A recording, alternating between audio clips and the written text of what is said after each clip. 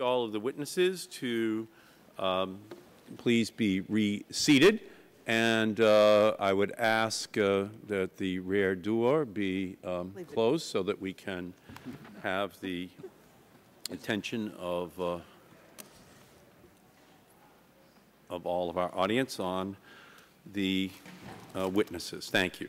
So the chair will recognize himself, and I will ask you, Mr. Halvey, to please elaborate on your testimony that permitting on federal lands is the major obstacle to siting transmission in the West. That issue is not generally within this committee's jurisdiction, but rather within the jurisdiction of the Committee on Natural Resources. But I don't think this is a widely understood kind of political reverse takedown, that it's not the problem that the federal government has with the states, but the problem that the states have with the federal government, as represented by the management of the federal lands, especially across the West. Could you elaborate on that and perhaps give us some specific examples? Sure. Thank you, Mr. Chairman. Let me mention a couple of things. At a meeting of the Western governors in February, Governor Otter from Idaho made the statement very clearly that in those instances where we have the opportunity to site transmission lines and not go through federal lands, we're often going to want to exercise that. There are a couple of issues, I think, that come to mind in terms of the permitting with federal lands. One, if you live in the West, it's difficult to avoid federal lands. Many of the states are covered with lands under federal jurisdiction, both the Departments of Interior and the Departments of Agriculture. So that's certainly an issue. Second, there's no priority system for dealing with lease applications. It's on a first-come, first-served basis. One of the things that we're doing with the Western Renewable Energy Zones is really pointing out what we think is a critical issue, which is that there are places that are really better for not only locating renewable energy, but there are also transmission corridors that are going to be more important in moving that renewable energy. We believe that there ought to be some kind of a way to recognize that priority and to do the transmission work, the permitting work that's necessary to get those facilities located. We think in many cases it's not unusual to see 5, 7, or even 10 years to locate transmission lines when they go through federal land. Could you repeat that? Yes, that fact. That it's not unusual to see 5, 7, 10-year time periods in terms of getting lines approved through federal lands. So when the states go to federal right. agencies, it takes 5 to 7 to 10 years.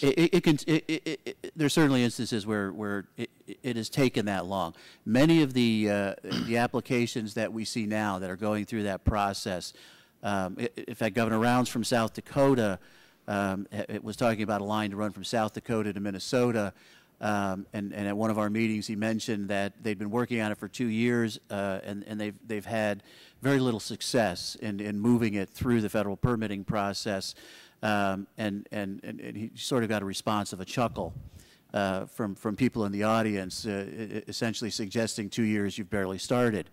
And so I think that, there's a great frustration on the part. So what you're saying is that the states were working together cooperatively yes. to try to find a solution to that regional North Dakota, Minnesota issue, but because of the federal government, there was a multi-year delay in getting to a point where the issue could be resolved. That I think is the sense of the Western states, that the federal permitting process is difficult, it's onerous, it's time consuming, and in many cases there are requirements that don't add any value to the permitting process. We would hope to see something that one would recognize those areas that have a priority because of the richness of their renewable resources, but more than that, recognize that if we are going to meet any requirements for renewable portfolio standards or carbon reduction, we've got to do a much better job of matching up how long it takes to do renewable development with how long it takes to get the transmission to those developments. So again, if you could, not to make too fine of a point of this, but you're saying out west it's very difficult if you're dealing with the remote areas where the wind and the sun might be strongest, geothermal as well, to create any kind of a transmission system without, at some point, confronting this federal issue. That's absolutely true. And no matter how cooperative the states are, and your testimony is that in most instances states are trying to resolve these issues, the federal government serves as an impediment sometimes of such a nature as to just paralyze the process. That's correct. Okay, that's very helpful to us. Thank you. Let me now turn and recognize the gentleman from Kentucky, Mr. Whitfield. Thank you, Mr. Chairman, and thank you all for your testimony. Mr. Wellenkoff, back in April of 2009, and the New York Times quoted you in an article saying that new coal and nuclear plants may be unnecessary. And I know that Chairman Barton and Mr. Walden and some others sent you a letter about that, and I've not had an opportunity to read your response, but you're certainly not opposed to coal and nuclear power. I'm sure of that. That's correct. I'm not opposed to coal and nuclear power. And since I didn't even read the New York Times article, would you basically explain what you were referring to when you made that statement?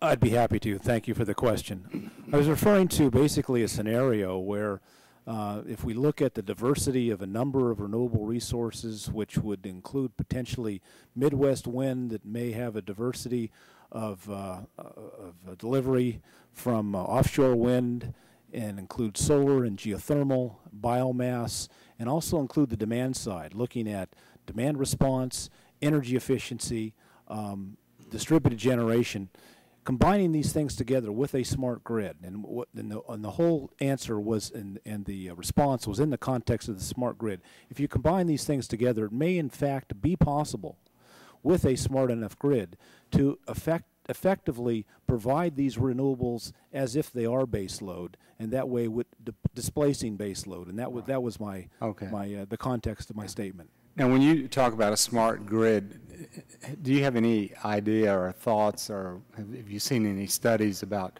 what the cost would be to complete transformation to a smart grid?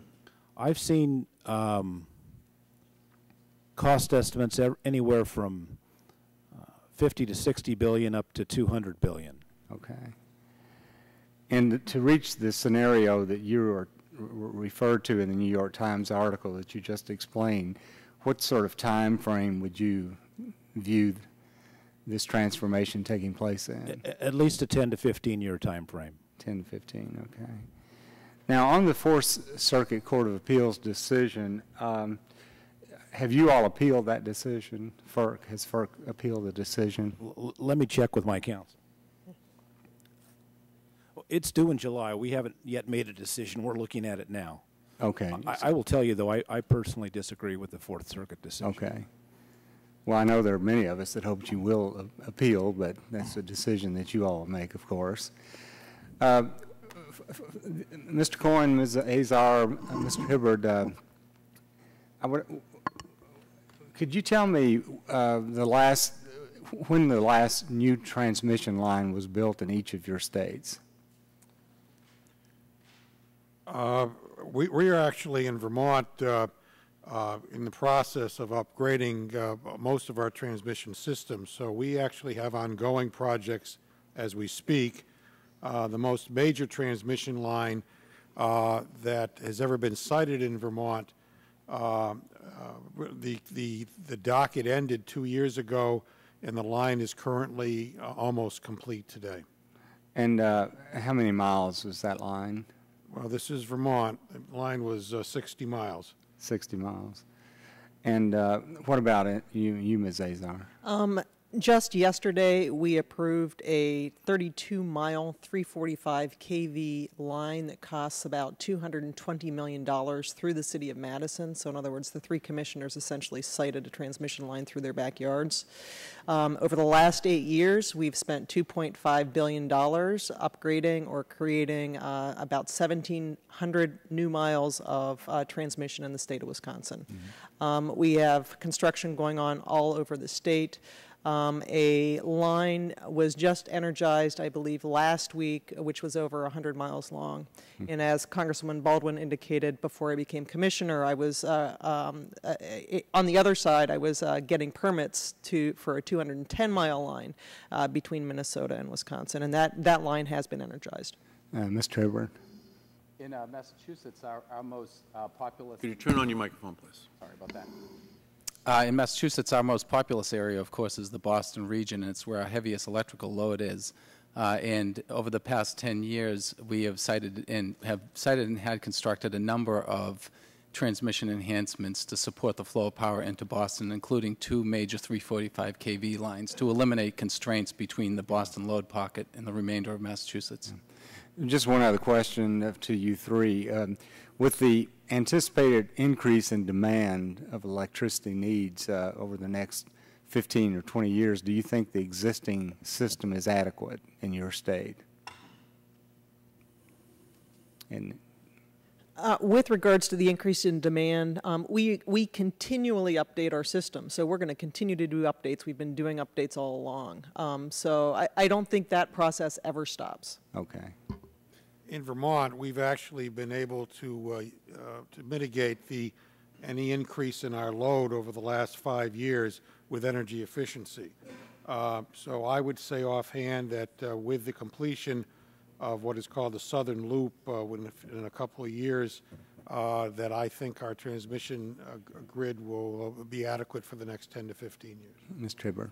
And I would give a similar answer. The answer to your question is yes. When we look at potential scenarios for load growth over time within Massachusetts and indeed within the New England region, we see that the transmission system, including what's existing today and what's in the process of going through the regional planning process and siting, will be more than adequate to support the movement of power throughout our region for a decade or two. Okay.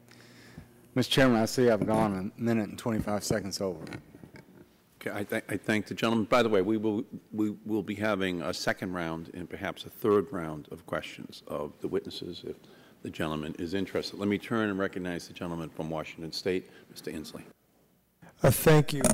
I'd like to put in the record, with no objection, a letter from University of California, Berkeley, Dr. Dan Kamen, who is a letter describing the reason and the appropriateness of expanding new transition lines. If I can put that in the record, without objection, it will be included in the record. Chairman Wellinghoff, I wanted to ask you to expand on your thoughts on how FERC could implement, if it does receive backstop siting approval, how it could implement a greenhouse gas performance interconnection standard for new transmission, and or some criteria associated with compliance or fulfillment of the nation's renewable energy goals. Several of the other witnesses made reference to something in that nature. Could you tell us how you think that could work, even though we've heard the physical explanation that an electron is an electron is an electron? How could this function? Thank you, Congressman Inslee.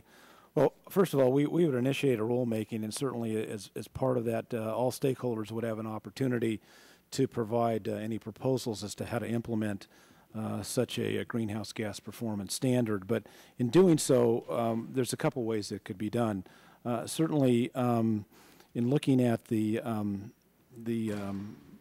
current emission permits from the generation stations, from those, it's based on known items such as model and configuration of the generator, and its emission control equipment and composition of fuel, and the approximate runtime of the generator. You could take from that also the annual emissions are typically capped by a permit that can be used as the baseline to determine compliance. So we could take compliance, I think, from their current permit applications or new permit applications from generating stations and take that data, put it into a database, and ultimately from that use it to determine a greenhouse gas performance standard for particular plants that were into the interconnect. So you can obviously do that for particular plants, but could you effectively reference that to particular lines? In other words, are the plants specific enough to the lines that this type of standard could be applicable to lines? I think you'd have to do that by regions, because it's all a matter of sort of displacement. You're not really delivering electron A to point B necessarily over an AC line. It's really pushing one electron down the road. So I think you'd have to do it basically on a regional basis, but I feel that we can do it, yes. Thank you. Commissioner Azar, I appreciated your comments, first off, about the appropriateness of federal backstop authority, and it's the general view that I share, that it is appropriate, and I appreciate your views on that because of your incredible background in this area. But I also appreciate you making reference to the necessity of considering demand-side issues when you do siting and planning. And I want to make sure you are aware that in the ACES bill, we do have a very specific policy that's a policy of the United States in regional electrical grid planning to meet these objectives should take into account all significant demand-side and supply-side options. You want to comment on that as a good idea? Is there anything we should do to expand on that to make sure we consider that in part of our planning process? It is a very good idea, and my point in raising it is that those kinds of solutions are oftentimes best made at the state level, and because the states are going to understand how they're going to be setting up their distributed generation, how they're going to be setting up their energy efficiency and conservation measures better than the federal government. So that was the point I was trying to make with regards to why I thought a state-led process would be better with regards to those specific items. Thank you. Chairman Hibbert, I wanted to ask you about cost allocations. I'm told there recently has been a 345 kV N-Star reliability project in transmission in the Boston area. And I'm told that the total cost of that was $334 million, and 325 of that was spread across New England in the cost allocation system. Only 3% was assigned directly to Boston area ratepayers. So regional cost allocation seems to work, at least in your area. If cost allocation in general of that nature seems to be acceptable, should we not be able to fashion some other cost allocation more widely? Certainly. Thank you, Congressman. I think it's instructive when thinking about the cost allocation issue to draw a very clear line between transmission projects that are needed to maintain grid reliability and transmission projects that are essentially for the benefit of generation developers. In the New England system, we have exactly that split. If through the regional planning process, lines are identified that are needed to maintain reliability on a regional basis, and the N-Star line in Boston was exactly one such line, then we support the socialization of costs across the entire region because it benefits everyone within the region to maintain the reliability of the grid. So the cost of the N-Star line is shared by everyone in New England. In Massachusetts, we're about half of the load. We pay about half of the bill. Similarly, the project that Commissioner Cohen referred to in Vermont, other projects that are on the books in New Hampshire, in Maine, Connecticut, all focused on reliability of the grid, are projects for which, even though they're not within Massachusetts, consumers will pay half of. It's a vitally important component of cost allocation that when looking at reliability, there'd be a willingness within an integrated power grid to share that cost across load. The distinction I want to make here is that the issue of cost allocation for building lines to interconnect generation resources departs from that. We want in order for our consumers to be protected, we want the cost of developing generation, including the cost of meeting compliance measures, the cost of delivering power reliably to load, and making sure you don't adversely impact the reliability of the system, to be borne by the generation developer and included in the price that they're charging customers. I really appreciate that. Just one comment. I think this is a new approach that some of us are suggesting because there is a new national need just as important for reliability, and that's to prevent the earth from turning into toast. So that's the reason for our thinking. Thank you very much. Chair, the gentleman's time has expired again. There will be a second round of questions for all members who are interested. The chair recognizes the gentlelady from the state of Wisconsin. Thank you, Mr. Chairman. And I want to direct this question to Commissioner Azar. One of the proposals that we hear a lot about on Capitol Hill is the possibility of a 760 kV line often known as the transmission superhighway. And I would like to hear your insights on how a 765 kV overlay might affect a profile like a state of Wisconsin, and if you could describe any concerns you might have that it would be detrimental to Wisconsin or others. Thank you, Congressman. When you add a high voltage overlay into a state, you've got to make sure that the underlying system is built up to accept that. In Wisconsin, as both you and I have noted, we've spent billions of dollars at this point in time designing a specific kind of system. The American Transmission Company has designed a 345 kV system. If there is a 765 overlay built into Wisconsin, we're going to, it's essentially going to mess up our very deliberate 345 kV design. So we're going to have to build up our underlying grid. That being said, ultimately, if Congress, gives us the mandates and the group of states decide that the best thing to do would be a 765 grid overlay, then we're going to need to accommodate that. But I think there are better ways to do it. The one-size-fits-all will likely be, in my estimation, probably oversized and not cost-effective. The one way in which I think about a 765 grid overlay is you've got somebody with a hose on one side of the swimming pool, and he's got to get the water to the other side of the swimming pool. There's a drain at the other side of the swimming pool. There's two options he's got. One, he can extend the hose, or the second option is he fills up the swimming pool. And the 765 grid overlay is more akin to filling up the swimming pool than extending the hose. So I think there are better ways to do it than one size fits all.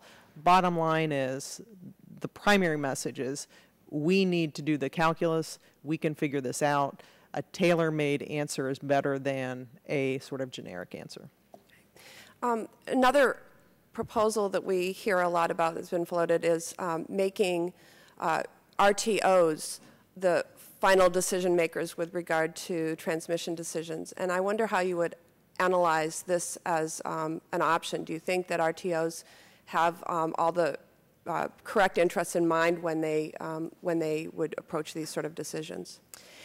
The decision maker in selecting the plan for the grid needs to be beholden to only one interest, and that's the public interest.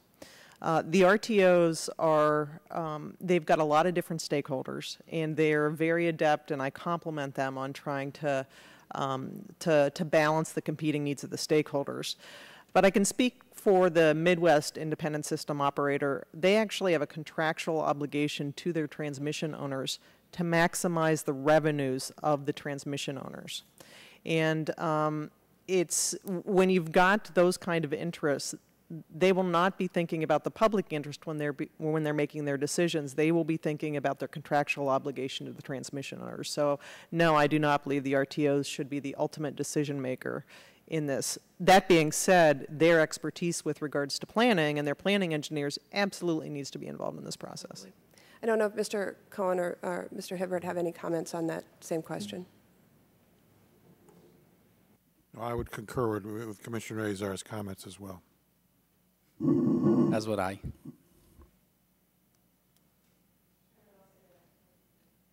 Okay, great. I thank the gentlelady. The chair will recognize himself for another round of questions. Let me move to you, Mr. Hibbert, so that we can put this out on the table. A lot of people, when they think of the solar revolution, they think, well, we're going to bring it in from the deserts of the United States and bring it into the cities of our country. And that is true.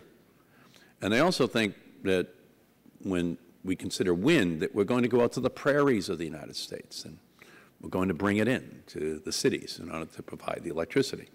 But people don't really think about the oceans as much as a source in the future of renewable electricity. And you made a reference to all of the eastern states' governors from Maine down to Virginia who are very concerned that their plans for bringing in wind off of the coastline or other renewable sources might be undermined by this kind of a proposal. Could you talk about that and talk about what your vision is, that is all of these governors, in terms of what the long-term renewable prospects are for the East Coast? Certainly, and thank you, Mr. Chairman. You know, in Massachusetts, and I think throughout the New England region, we are strongly supportive of the climate goals that are inherent in the ACES legislation and the renewable goals. Certainly in Massachusetts we are, and we want to find the best way to meet them. We see offshore wind as being an enormous renewable potential for the coastlines of our country. A potential that is very close to load centers and can interconnect in multiple locations on the lower voltage type networks that Commissioner Azar mentioned, in a way that will strengthen the reliability of the grid, in that it represents, there is also a huge amount of onshore renewable potential up and down the East Coast. The concern that we have is that if you take, for example, what's included in the Joint Coordinated System Plan, it would essentially dump. Could you expand on what that is? Sure. It's a multi-regional plan that was done, I think, coordinated by MISO, but stakeholders. Can you explain what MISO is? The Midwest. As you all continue your testimony, we have C-SPAN watching this.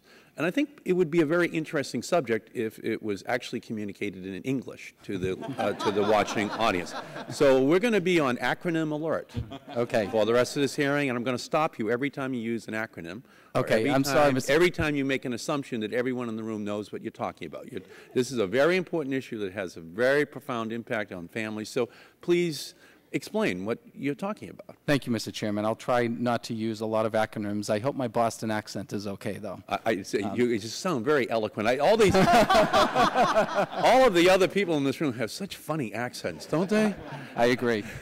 How about those Red Sox and Yankees last night, huh? Well, you know, I was going to, on a personal note, commend you for your astute observations about the link between our national economy and baseball, because we are seeing signs that our economy is improving, and it occurred to me that at the same time, if you watch the Red Sox once again sweep the Yankees over the past few days, David Ortiz is hitting home runs again. I'm going to just stop right here. I'll give you an extra minute just so everyone, again, people won't know what you're talking about.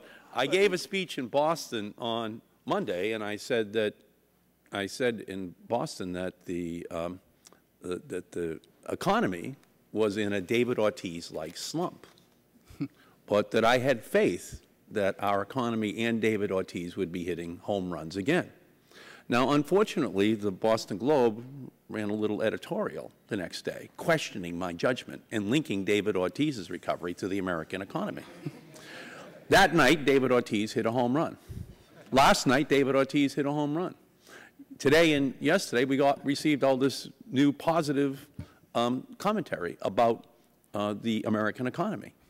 I'm not saying it's directly related to my speech on Monday. However, I do believe that, and I thank you for pointing this out, that my comments were accurate. So please continue, and we'll add back the time onto your statement. I'll see if I can remember the original question. There was what I think is gone hand in hand with the efforts to push for expanded federal oversight over transmission. There have been a couple of major studies done recently by DOE and also done by a group of regional planning entities across the country to look at this idea about how do we actually expand the development of renewable generation in the parts of the country where it exists and move that across the multiple regions and deliver it into sub-regions. So the Joint Coordinated System Plan was a very large technical analysis of how to go about doing that, what the transmission network would look like, a high voltage, super high voltage transmission network would look like to accomplish that result. As part of that plan, when you look at it, one of the things it does is it would dump on extra high voltage lines on the order of several thousand megawatts of power into New England at a very high voltage. Now, in addition to the issues that Commissioner Azar has mentioned, that would require a lot of building out of the transmission network within New England. The concern I have is that we have a competitive market framework in New England that is absolutely essential to keep commodity prices low for our consumers. We have a need in the region over the next couple of decades only on the order of several hundred to 1,500 megawatts for new power. If we were to administratively put in a large high-voltage transmission line that put that quantity of power into our region, it would eliminate the market signals that our local renewable resources require in order to move forward with financing and development.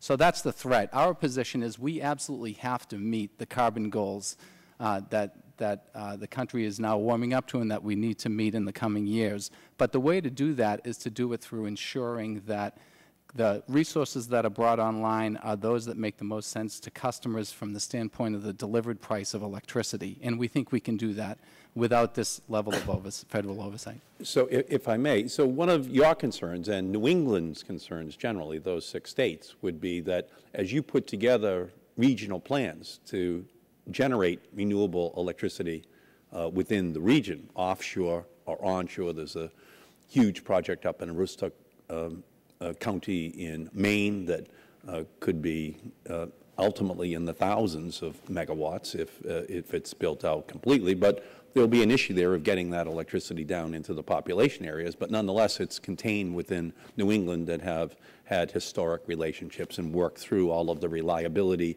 cost allocation, and siting issues over the years. But you would be concerned that if there was some superimposed decision made to build transmission lines in from other parts of the country, that would then change the economics of developing the renewables that are indigenous to Massachusetts and New England, whether it be in Aroostook County, Maine, or it be off the coastline of New England. I think, and I'll add this as well, one of the things that is not well understood about the East Coast of the United States is that when you go out 10 miles, 20 miles, 30 miles, 40 miles, you're still only in 200 feet of water. When you go out that far on the West Coast, you're miles deep in the ocean. And so in terms of these siting issues along the East Coast, for wind especially, you can go out miles and miles and still be just hundreds of feet from having to site these wind facilities, and then with superconducting technologies, just bring them in to the shore and hook them into the pre-existing grid that already is there in New England, with the states having to work out, of course, what the cost allocation is. But knowing that all of New England, for example, and New York for that matter, and New Jersey and Maryland are all committed to resolving and cooperating in the production of new renewable energy resources. So just opening up this whole question of the remote areas of Maine, for example, most people don't know that 95% of Maine is forest. It's woods, it's rural. So there's a lot of opportunity there as well, although, and it's a huge state as well.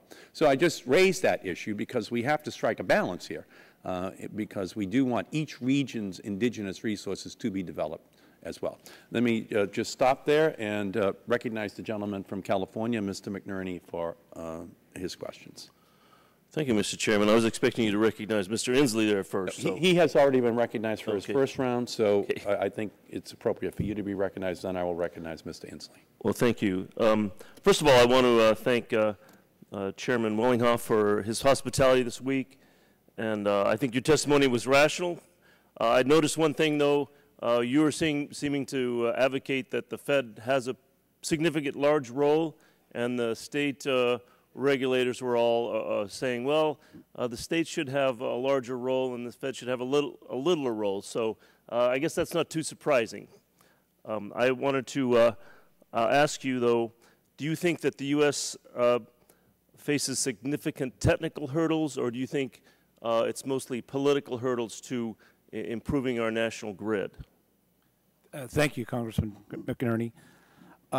First, on the issue of the federal role, I really believe that we should primarily defer to the states. I mean, I think what we need is to have federal pressure to ensure that the states can move forward with interconnect-wide regional planning, siting, and cost allocation.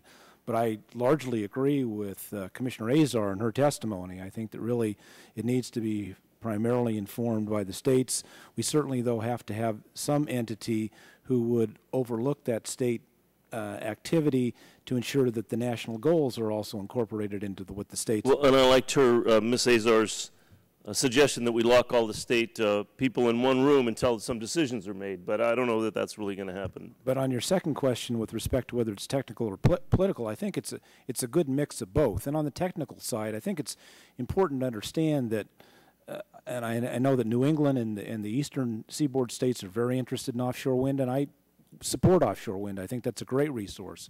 But what we have to understand that they're not an island either. They are interconnected to the entire eastern interconnect. So, for example, if we had offshore wind from Rhode Island, New Jersey, New York, all the way up through New England, put in place, developed at, say, 10 gigawatts, 10,000 megawatts of wind, put into the East Coast, we could not simply, as I understand it from my reliability engineers, simply interconnect that into the existing grid. Right. We, in fact, if we had that happen, and we had as little as perhaps 2,500 or 3,000 megawatts of that go offline, we could black out Florida. So we ultimately need to look at how to strengthen the entire interconnect so that all the regions, in fact, can meet their renewable goals and can do it with their local renewable resources and with distant renewable resources if necessary. Thank you, Mr. Chairman. Mr. Halvey, I certainly appreciate your work toward the western region.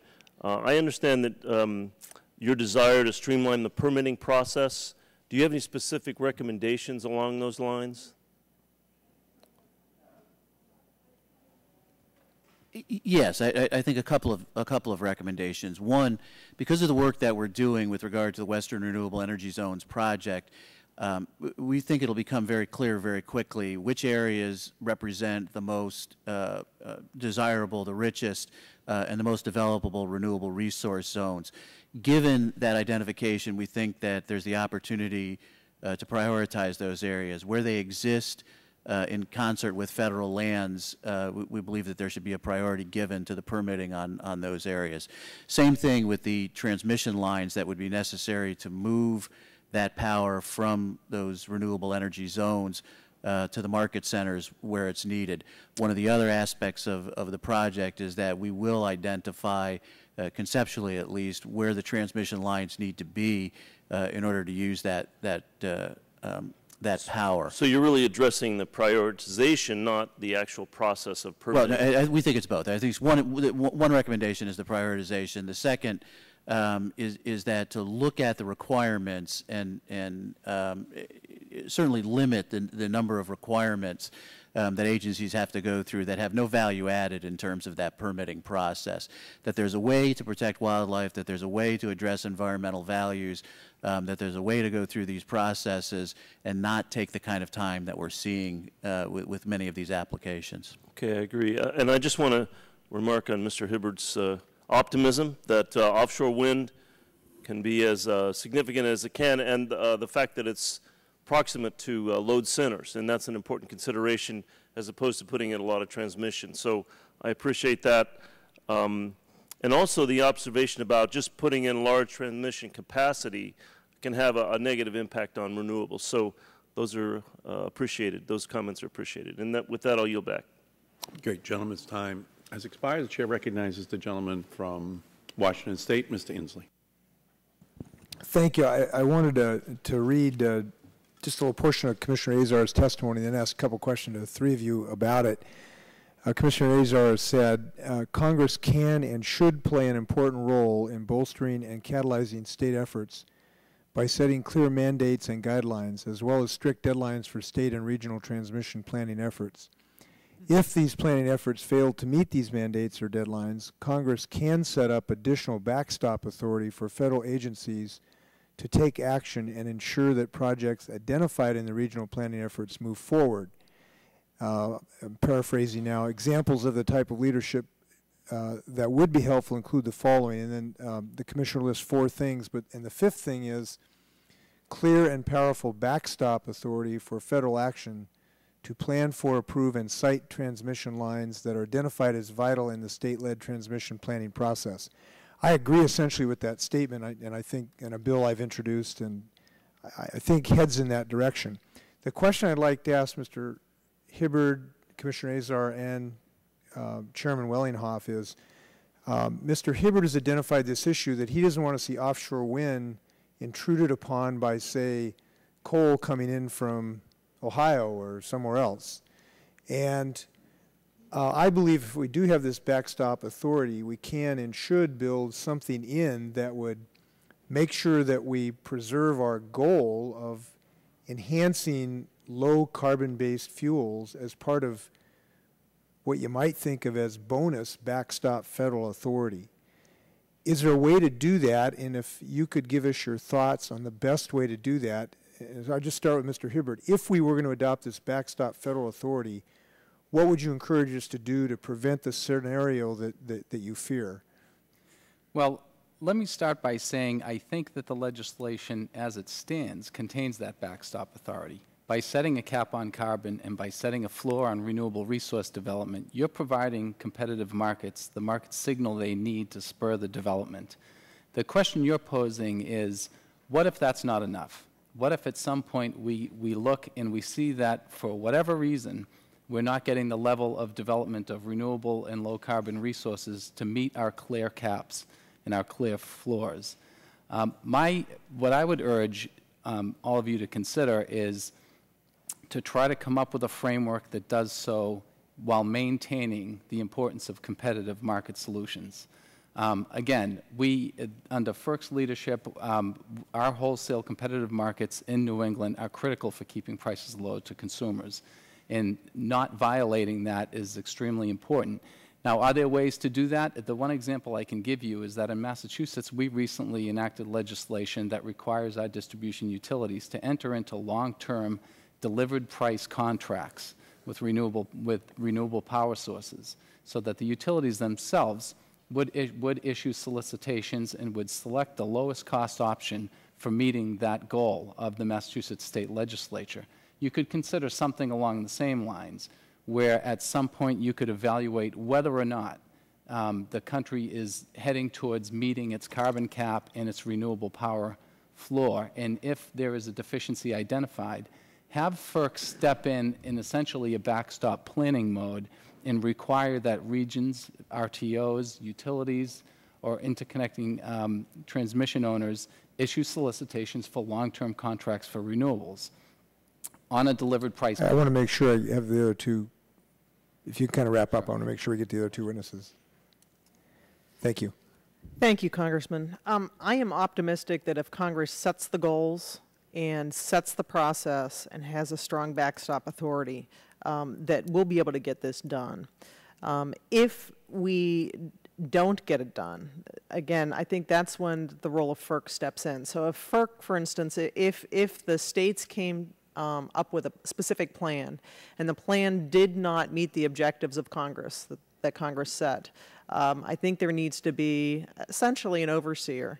And I personally would be fine with that being the federal government saying, yeah, this plan actually meets those objectives. But the plan itself has to be designed by the states. Mr. Chairman. Thank you, Congressman Inslee.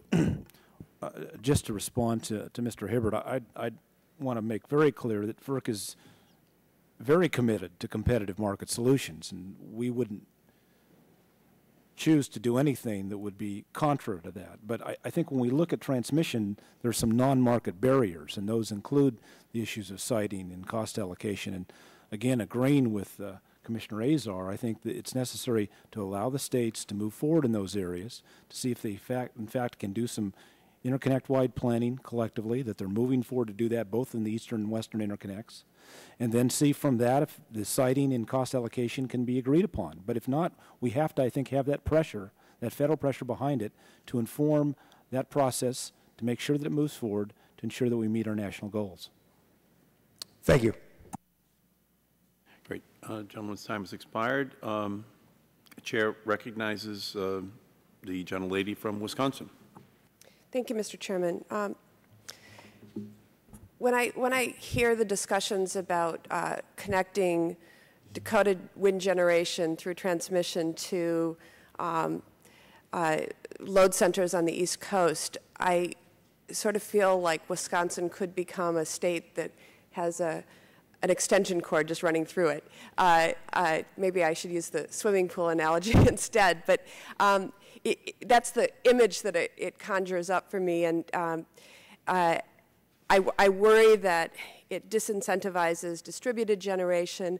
And as I pondered in my opening statement earlier this morning, how we propose to pay for the transmission upgrades that are coming down the pike is a critical question. Will those who do not receive the extensive benefits of this transmission have to pay for the costs of traversing lines across the country? The ratepayers that I represent, as you've already heard, have supported their share of more than $2 billion of new investments in the Wisconsin transmission system.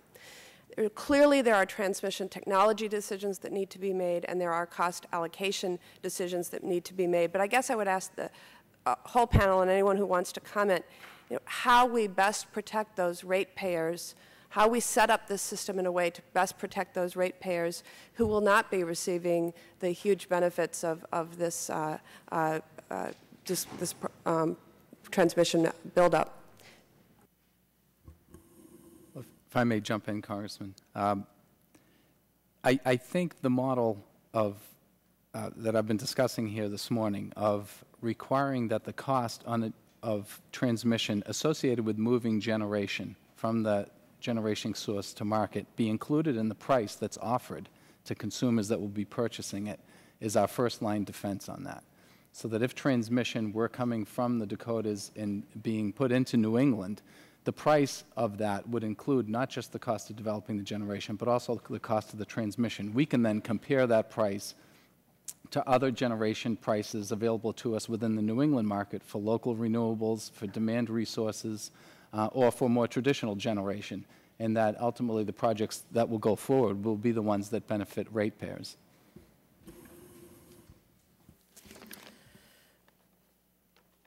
As far as cost allocation, I don't think we can actually speak to what would be the best cost allocation at this point in time. It should be tailor-made to the grid that is essentially planned. As I mentioned in my initial comments, if you pick a specific cost allocation right now, it's likely to steer the plan in a specific direction. And I'd rather have the physics and the economics drive the plan, and then we can figure out how to pay for it after the plan is designed. So that's my recommendation. As a Vermont commissioner, I would concur with my colleague from Massachusetts as from a NARUC perspective, well, we would be looking to take a position case by case as it comes forward. And again, I would agree with Commissioner Azar. We should not dictate a particular method, number one.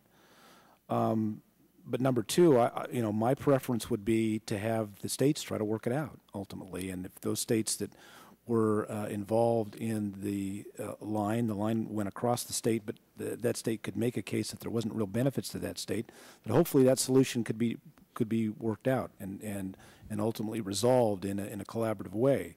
But ultimately, at the end of the day, if the decision had to be made and it couldn't be made by the states and the region collectively, I think it would be appropriate for FERC to determine that allocation, and the allocation, in fact, may decide that a particular state like Wisconsin did not benefit, depending upon the definition and breadth of the term benefit from a particular line, and as such may not be allocated costs. But again, you have to provide the flexibility for that kind of a decision to be made. You can't restrict specifically or dictate in a rule how that has to be done. It has to be in a very broad way that allows FERC to meet its mandate to ensure that rates are just and reasonable.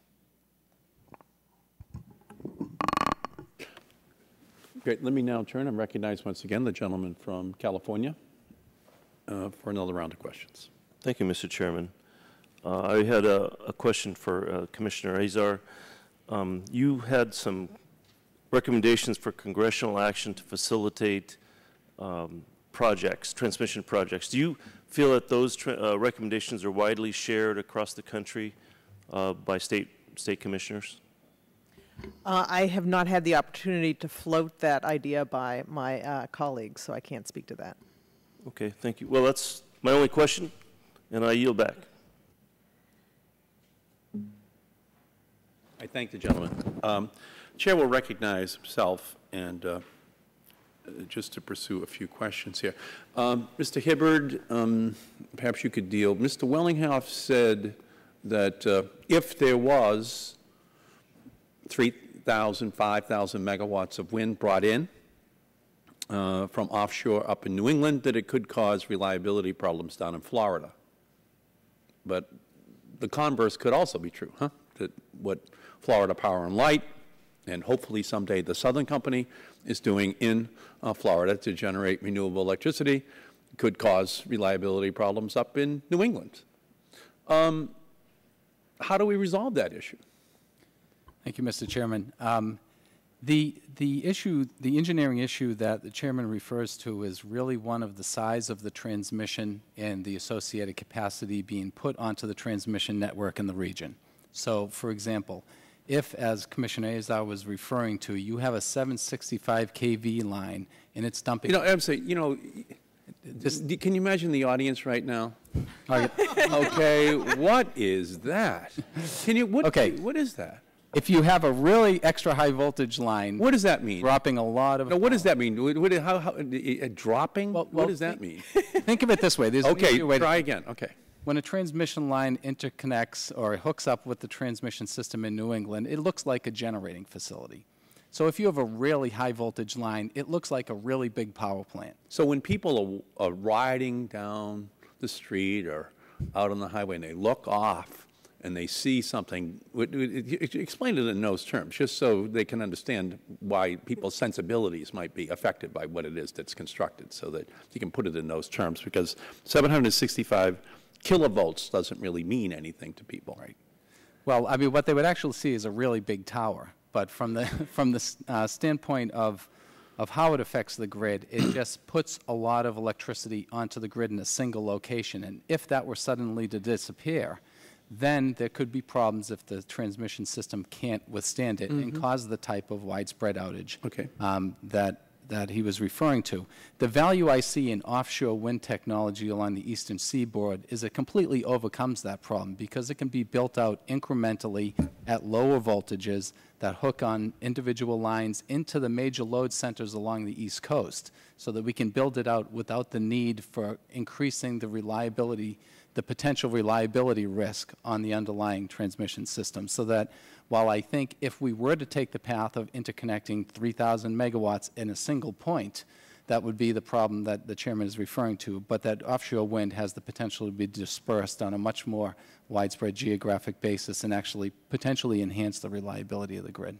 Mr. Wellinghoff, would that solve your Florida problem, or from our perspective, our New England problem? I'm not sure that it would, Mr. Chairman. Could you explain why? I'm not sure that it would, Mr. Chairman. Ultimately, even though you may disperse the 3,000 megawatts over a number of locations, the issue is going to be the variability of that wind and the effect of that variability on reliability across the interconnect with respect to frequency.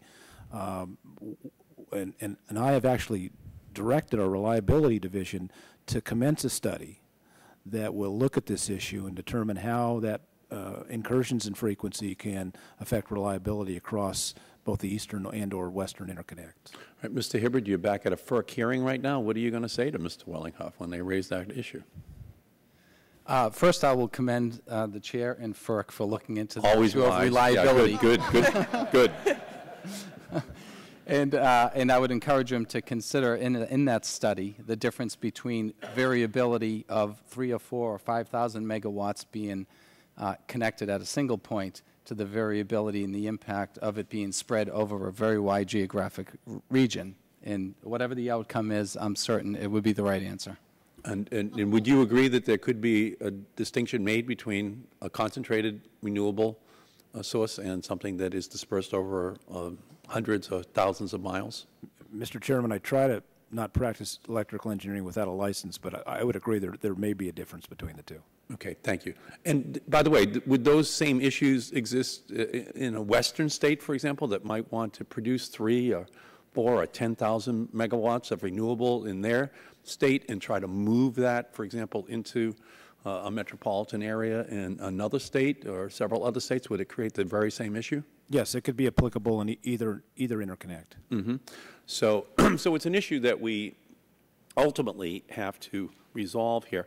I think that going back to this 765 kilovolt issue is an important thing to understand because in my experience, at least on this committee for 33 years, there are corporate entities that really think big. The bigger the facility, the bigger the plan, the better it is. And then there are others that think, well, maybe we can disperse, you know, the way in which we generate electricity. Maybe we can do this in a way that, and here it's going to be increasingly important to generate solar and wind and other renewables from more dispersed sources, and that's to a certain extent where the smart grid comes in. You know, so that we're doing it. And we not only need a smart grid, but we need smart people planning a smart grid. So we don't overbuild it and put those burdens back on to the consumer. And we saw all of that happen back in the 1970s and early 80s, where all of these nuclear power plants that were guaranteed to be needed by the year, if we didn't build 500 new nuclear power plants, they told us by the year 2000 we would have blackouts all over America. So we need to think big, put all these costs on the shoulders of ratepayers all across America. In the New England region, we really suffered from the enthusiasm, we'll say, of these big central planners. And so we have to be careful here that those types of, we'll call it planners, don't control this process because it's just the opposite era that we hope that we're entering in terms of the development. And I can just feel the hoofbeats of the large central planners, you know, moving towards this whole concept, right? And if after 33 years, I'm kind of aware of what can happen. You know, there's an old saying that a smart man learns from his own mistakes and a wise person learns from other people's mistakes. But at my age in service in Congress, I'm an expert in both areas of mistakes. And so I just don't want to see that happen again. And that overbuilding issue is really something that's quite important to me. So if you could, Mrs. Azar, could you go to the question of AC-DC? And first of all, explain to our viewing audience what that is and why different results occur depending upon the decision which is made. Yes, the alternating current system is the primary transmission grid we have right now, and it's completely interconnected. So when you put an electron on that AC grid, it's going to go to the path of least resistance. And with models, you can predict where it's going to go, but you can't direct it. The electron goes where it wants to go. On a DC line, it is actually very directed. It has one direction. You have so DC means directed direct current. Thank you. The direct current line. You have a lot of control over it. The electron goes in one direction.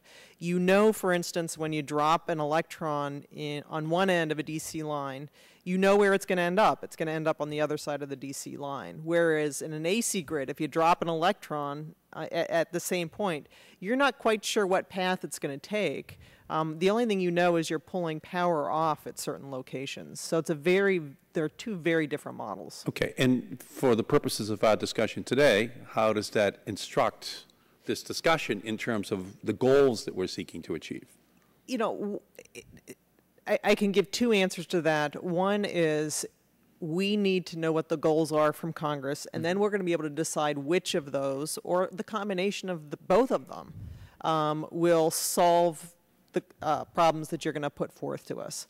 I can tell you from a personal perspective that the DC lines, if your problem is trying to get power from a fairly localized location, let's just say in the Dakotas, and you're trying to get it far east, it's as long as you're over 400 miles long, DC lines will likely be a very good solution to that problem. And are they more or less expensive?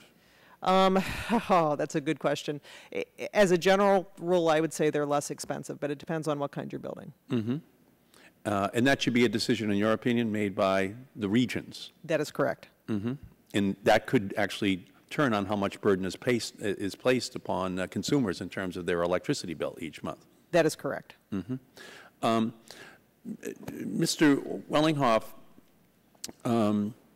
if I may, you heard Mr. Hibbard and others talk about what the impact would be of the Waxman-Markey bill on the marketplace. The signal will be sent to move away from carbon producing electrical generation. There'll be a national renewable electricity standard, now as a result encompassing an additional 20 states. And he largely believes that that's going to now force states on a regional basis, because of these national goals, to reach accommodation on these new lines, and that the federal government is actually going to be less needed in the future, perhaps with the exception of the federal lands issue, to resolve these issues. What is your response to that in terms of because we are trying to create a market-based response? And I'll just give you an analogy, and perhaps you or an analogous situation, and perhaps you could reflect upon it. After we passed the 1996 Telecommunications Act, all of a sudden there was an explosion of broadband deployment across the country. Telephone companies, cable companies, others who had been telling the local PUCs, oh, it's not, in fact, cost-effective to be deploying fiber optic or, broadband technology, were now in a mad race to do so, because there is now a new federal law which is placing a premium upon it. And by the time we reached 2000, we actually had a dot-com bubble because of the vast and very rapid deployment of broadband across our nation. Now, we created thousands of new companies. Some survived, some didn't, but it was great for our country in the long run. Is there any reason to believe that the legislation as it's now drafted won't unleash a similar and very, very significant deployment of renewables across the country, and kind of press regions and individual utilities to finally resolve their longstanding I won't call it opposition, I'll call it skepticism. Because I saw it in the telephone sector, I saw it in the cable sector. They moved overnight to changing their perspective. Do you think the legislation will do that, and as a result, perhaps this federal role isn't going to be as needed, with the exception of the federal lands issue? Well, certainly, as you're aware, Chairman Markey, there's approximately 29 states now that have renewable portfolio standards, and in fact, in my state, Nevada, is one of those. We have a standard that's 20% by 2015, so it's far ahead of most state standards. And those standards have, in fact, created markets for renewable energy, and moved renewable energy into those markets very effectively. So I think that's happening already on the one hand. But on the other hand, I have people coming into my office who tell me that wind is being curtailed in the Midwest because we don't have adequate transmission. So that tells me we have a problem. It's not simply the markets or creating these new markets for renewables. It's the need to somehow ensure that this transmission gets built to make it deliverable. We need to make it deliverable. You're saying that the states are not cooperating in the Midwest in the transmission of wind? No, I'm not saying necessarily the states or the federal government. I think it's a combination of the fact that we have certain barriers, which include issues of planning, siting, and cost allocation, that need to be relooked at in ways that we can facilitate more transmission. But you're saying you're basically saying the federal government needs more authority because the states aren't doing the job in moving that wind around in the Midwest. I'm saying that ultimately what we need to do is ensure that the states understand. No, and I appreciate those priorities, and that in fact we. But you're saying they will need that in addition to the new law which we're passing, which will create all those incentives for utilities to move and to states to move. You're saying that that's not going to be sufficient, that you believe that the states themselves have some built-in inertia, and some of those utilities do as well, and that because they don't move, even though we pass this new law and create these high goals that have to be met by national mandate, that we will still need the federal government to come in as a club. Is that what you're saying? I'm saying that I'm not blaming the states, nor am I saying the federal government is the panacea. I'm ultimately saying... Right, but you can't, here's the problem. In terms of, and I appreciate what you're saying, and you're engaging in a bit of terminological inexactitude, which is necessary for you to maintain good relationships with the states, and I appreciate the position that I'm putting you in. But at the same time, we're going to create a brand new law here that is going to affect all these states. That's correct. And so we need some evidentiary basis for preempting the states that is based upon, a federal perception of the problem that exists in these states. So while we won't use the word blame, we need to find some way in which we pinpoint what it is that is occurring, that is the problem, and then we can tailor our solution to it. But we can't deal with it in kind of broad generalities. We need to have the specifics, and then even in the report language of the legislation, we can ensure that we're explaining the problem as it exists, let's say, in a particular region. And here we're talking about the Midwest and the fact that wind is not moving around even though it's readily available. So pinpointing what that problem is helps us then to tailor the language to reflect that problem. So maybe you could elaborate a little bit on that Midwestern problem, where the bottlenecks are, what causes it, and then we can kind of cogitate on what might be necessary. And I'm suggesting part of the bottlenecks are the fact that, number one, FERC really doesn't have the authority to allocate across boundaries. So between MISO and PJM, for example, we don't have the ability to allocate costs of transmission across these boundaries. And as such, we're not really getting the types of transmission built. And I think you're going to hear from Mr. Walsh from ITC on the next panel. And he has a very interesting transmission project that I would commend you to explore this with him further, because he's in the Midwest trying to get large amounts of wind out of the Dakotas into the Chicago area. And I think one of his issues he's talking about is cost allocation across two regions. So what I'm suggesting ultimately is that Congress needs to look at an entire structure of planning, siting, and cost allocation that is initially deferred to the states. And I would say that the states should, in fact, ultimately solve that problem. But if they can't, then the pressure should be there to allow the federal government to step in if necessary. Thank you, Mr. Wellinghoff. I was the author in 1992 of the wholesale transmission access provisions in the Energy Policy Act that, for the very first time, gave the FERC the ability to force utilities to stop blocking requests for open and non-discriminatory access to wholesale transmission lines so that there could be more competition in that area. The FERC then built upon that new law that I created and issued a generic order 888 on transmission access, which is a historic order, and that's based upon my 1992 law. So I'm very sensitive to this issue, but again, I don't think we should tailor something that goes beyond what is needed. And I say this to you, Chairman Wellinghoff, is that part of the problem we have up in Massachusetts and New England as well is and it's not you, it's your predecessor, FERC, that has just left office, but preempting our state and local governments from granting FERC siting authority on wholesale electric transmission lines. That issue is illuminated by the fact that the FERC has seemed to be completely unresponsive to our local concerns when it comes to the siting of the liquefied natural gas facility in Fall River, Massachusetts. I have an LNG facility in my district in Everett, Massachusetts.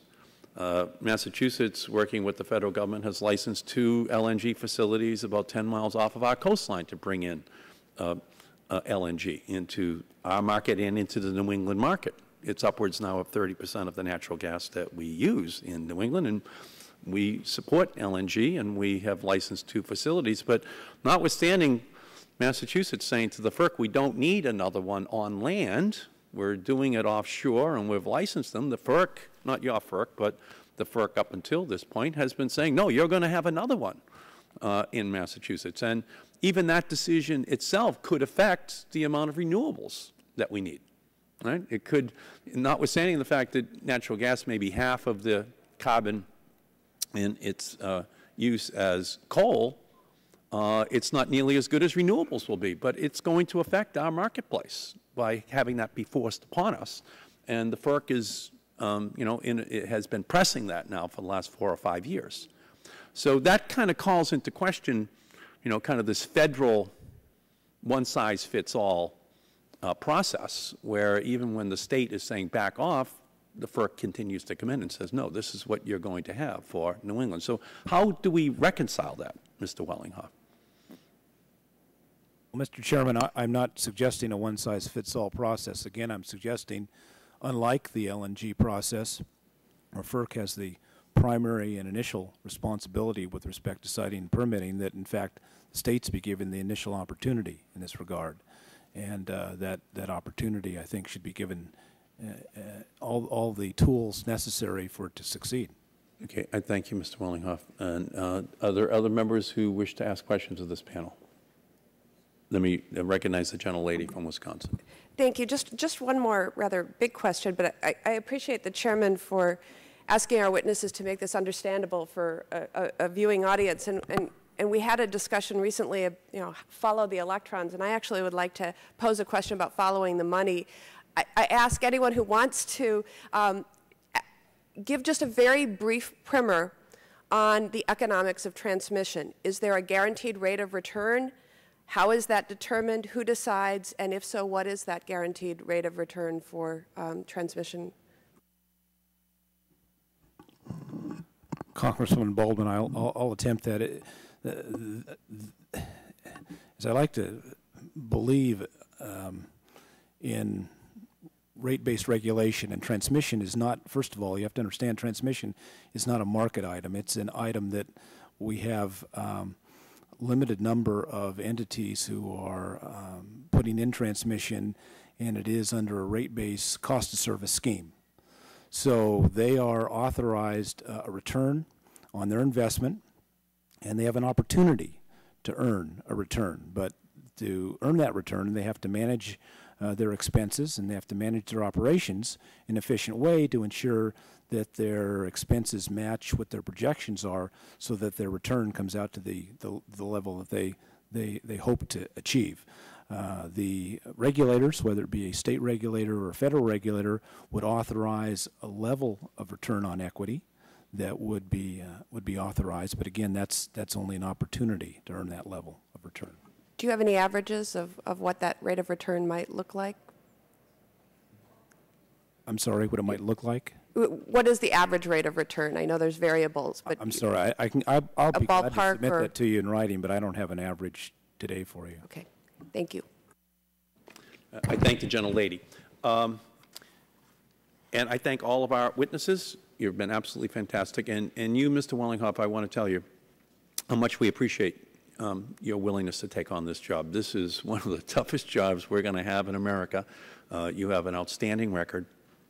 And I've already had an extensive conversation with you privately, and I really am very, very glad you have this job. I think you're going to do a tremendous service to our country there in that position. It's very sensitive. It's going to require people like you who are willing to spend the time to get this right, so we have a long-term solution.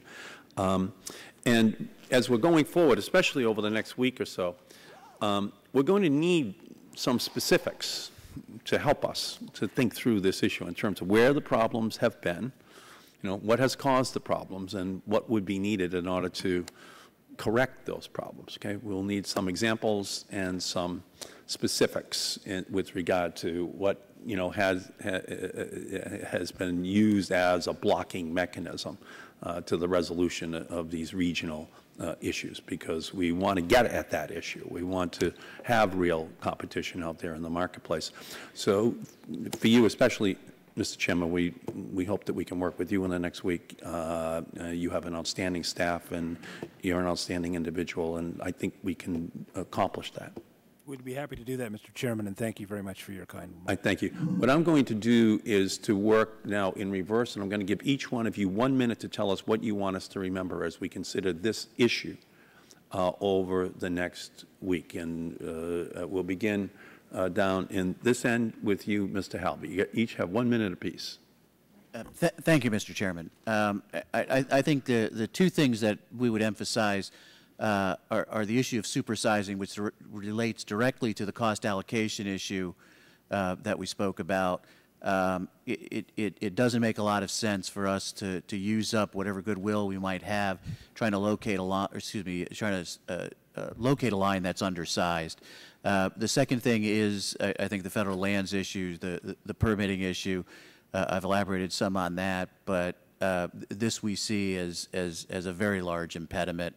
Those would be the two things that I think we'd like you to bear in mind. Thank you, sir. Mr. Hibbard. Thank you, Mr. Chairman. I would just say that certainly from our perspective in the Commonwealth, we completely agree with the goals of the ACES legislation, that we absolutely have to address the carbon issue, and we have to address it now.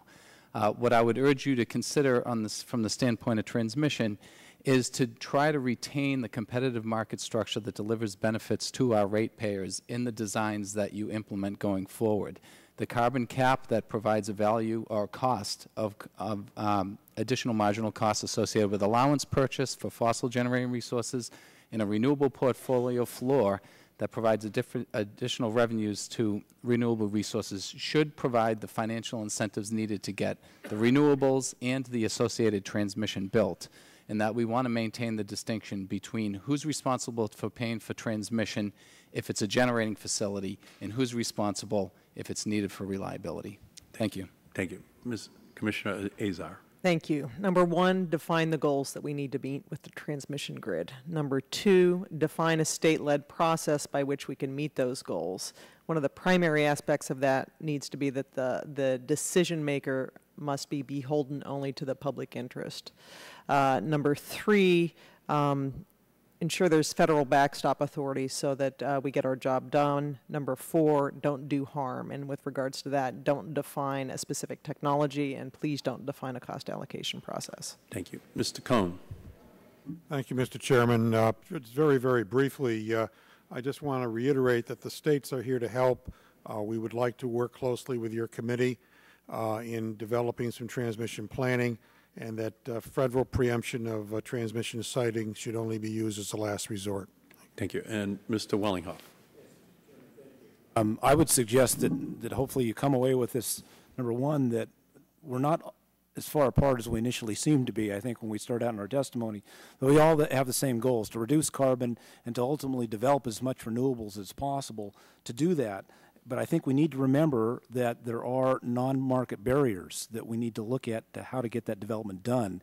And as part of those non-market barriers, I think we need to put a construct together that would allow the states to initiate the processes of planning, siting, and cost allocation to have the transmission developed to deliver renewables. We also have to have that back pressure of the federal government standing there, being able to step in if necessary to make it happen and get it done. Thank you, Mr. Wellinghoff, very much. And in the spirit of what Mr. Wellinghoff said, we may not be as far apart as the initial statements indicated.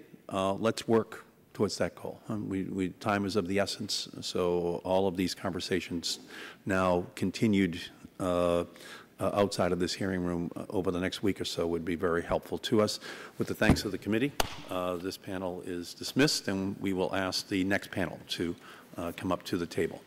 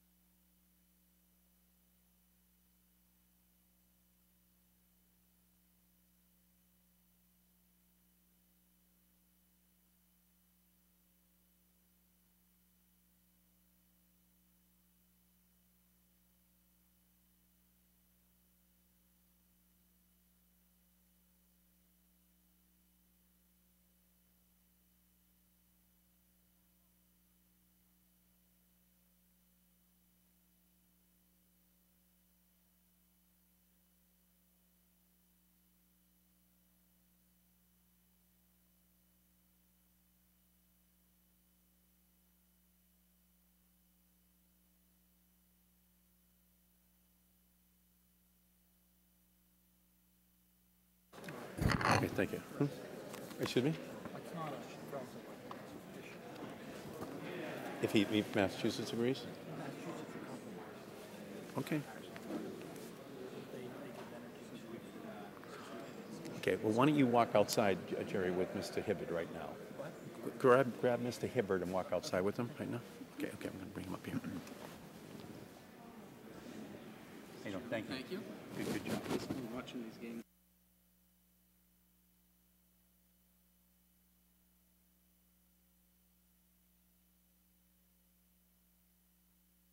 So thank you all very much, and please sit down, and if someone could distribute these cards with the names of the witnesses and do so in a way that reflects where they will be sitting on the panel, I would very much appreciate it, and then they will know where they should sit. Oh, why don't we do it the other way? Sit wherever you want, and then we will recognize you in the, this is...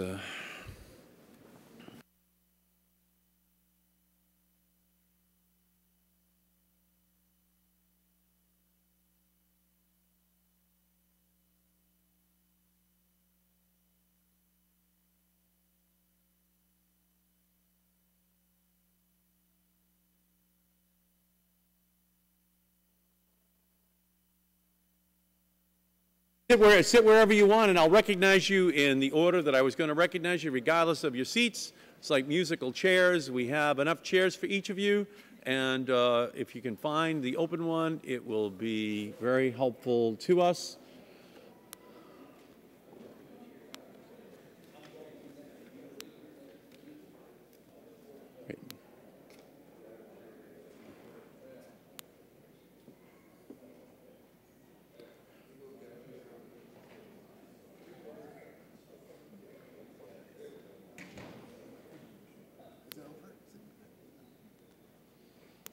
We thank you all very much for being here, and we apologize for the delay. This is obviously a very important issue. We may be writing the transmission rules for the next generation of electricity generation in our country over the next couple of weeks. We'll see if that can be accomplished. Perhaps it can, perhaps we can't, but your testimony is going to be central to accomplishing that goal. We could not do it without your participation. We apologize to you for the delay in your panel being recognized and for it being Friday afternoon, getting later as the minutes transpire. We'll begin with Ralph Izzo. He is Chairman, President, and Chief Executive Officer of the Public Service Enterprise Group, Incorporated. He is a leader within the utility industry and the public policy area. We thank you once again for being here. Mr. Izzo, whenever you're ready, please begin. Mr. Chairman, members of the subcommittee, thank you for this opportunity. Could you move that microphone in just a little bit closer? Sure. Thank you for this opportunity to appear before you today to testify. PSEG distributes electricity and natural gas to more than 2 million customers in New Jersey and owns and operates electric generating capacity in the Northeast, Mid-Atlantic, and Texas. PSEG has long supported policies to promote renewable generation. We are planning major investments in solar, offshore wind generation, and an energy storage technology that will make renewable energy more competitive. The question today is not whether we should vigorously promote renewable generation, but how. Specifically, how should we use transmission policy to promote renewable generation at the lowest possible cost? This would include not just federal siting authority, but decisions about transmission planning and cost allocation that are fundamental to determining how much transmission is built and where. There are two competing views on this. One view, which I strongly favor, is that government should establish prices for externalities, such as the cost of emitting greenhouse gases, and let market forces determine which technologies and which locations are most promising for investment. This is the approach taken in the landmark ACES legislation. It establishes a price for carbon through a cap-and-trade program and a market-based subsidy for renewable generation through the Renewable Electricity Standard. With these price signals, developers can compare the costs of renewable generation in different locations, including the associated transmission costs. The alternative view is that some central entity should plan and site transmission that will connect areas with strong renewable resources to areas of high electric demand via some green transmission superhighway, paid for by a broad group of taxpayers. Under this model, government would essentially pick winning renewable technologies and locations and build transmission to facilitate them. I have several concerns about this approach. First, it could lead to unnecessarily expensive outcomes. All business owners know that if they establish their factory at a distant location to keep production costs down, they have to weigh that against shipping costs. But if we socialize shipping costs of renewable generation, we skew decisions away from locally based options that may have a lower total cost. That is why a bipartisan coalition of 10 Northeastern governors wrote to Congress warning that this policy would undermine their efforts to grow renewable industries. Moreover, building thousands of miles of transmission lines in anticipation of the arrival of renewable generation may lead to an expensive excess of transmission capacity. Transmission planning is a deliberate process meant to respond to long-term reliability and economic concerns. It is not intended to predict and facilitate dynamic markets. Second, as has been said so many times already, there is no such thing as a green transmission line. Transmission lines carry all electrons without regard to the carbon footprint of the generator. In fact, the dispatchability of renewable resources would suggest you would have a significant underutilization of the transmission line unless you filled it with other forms of generation. So a green transmission line will give market advantage to any power plant fortunate enough to be close to the new line. Third, creating a new planning process across regions is unnecessary. We already have regional planning processes that are effective and sensitive to local concerns. Cross-regional issues should be addressed through improved coordination between regional planning bodies, which is exactly the approach taken in the committee-passed bill. Finally, existing tools can help renewable projects connect to the grid without distorting locational price signals and without potentially burdening customers with an excess of expensive transmission. For example, if the costs of connecting to the grid and getting power to market are too much for one developer to bear, multiple developers can share costs among their projects. Or, FERC can require that ratepayers initially bear these costs, provided they are reimbursed by developers after the projects become operational. In closing, I believe we will meet our long-term carbon reduction goals. But sitting here today, I cannot tell you what renewable technologies, and more importantly, in what locations it will take to get us there to serve our customers at the lowest possible cost. And neither can government. That is why I strongly support policies such as an RES and carbon pricing that send price signals to the market and unleash the creativity and entrepreneurial spirit of the American people. Thank you. Thank you, Mr. Izzo, very much. Our next witness is Joe Nipper, who is the Senior Vice President for Governmental Affairs of the American Public Power Association, representing the nation's more than 2,000 community-owned electric utilities. We thank you for being here. Whenever you're ready, please begin. Thank you, Mr. Chairman, and members of the subcommittee. Appreciate the opportunity to be here today. APPA, as you mentioned, represents the interests of 2,000 publicly owned, state and locally owned utilities across the country, collectively serving 45 million Americans. 110 public power utilities collectively own about 8% of the nation's transmission lines of 138 kilovolts or greater. However, the great majority of APPA's members are transmission dependent, that is, dependent on facilities owned by others in order to acquire the electricity they need for distribution to their retail customers. Our members report that more transmission is needed in almost every area of the country to serve a variety of purposes, including increased use of renewable energy, reliability, and to enhance competition. In our view, the single most significant impediment to getting new transmission built continues to be siting, and we urge Congress to clarify and continue to support the federal backstop siting authority included in EPACT 05. The EPACT 05 siting authorities were a major step forward, but have been called into question by the recent court decision in the Fourth Circuit Court of Appeals.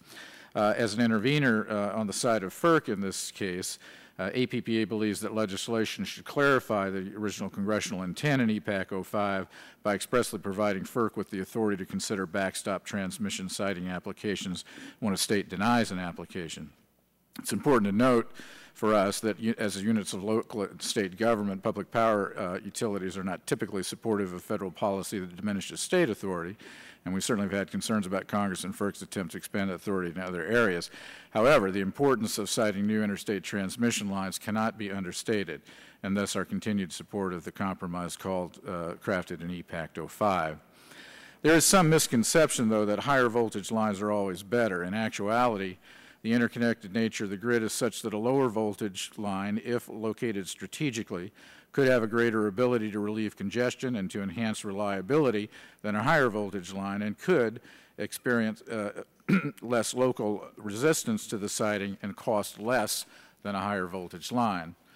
Of course, there are situations where higher voltage lines is preferable and necessary, but we want to make it clear that bigger is not always better when it comes to the grid. This is one reason why regional planning is so important. The impact of proposed new higher voltage facilities on the existing transmission network needs to be fully considered so that the optimal mix of facilities can be determined. Encouraging proportional joint ownership of transmission facilities by load-serving entities, including public power utilities in a given region, is another way to get more transmission built. If the responsibility for building and owning the transmission grid is spread more broadly among the entities serving customers in a region, then joint transmission planning will be facilitated simply because there are more participants at the planning table supporting the needed projects. If network customers of a dominant regional transmission provider are encouraged to own their load ratio share of the transmission system, transmission usage and ownership will be more closely aligned, and the friction between transmission-dependent utilities and transmission owners can be reduced. There are many examples, Mr. Chairman, where that is the case.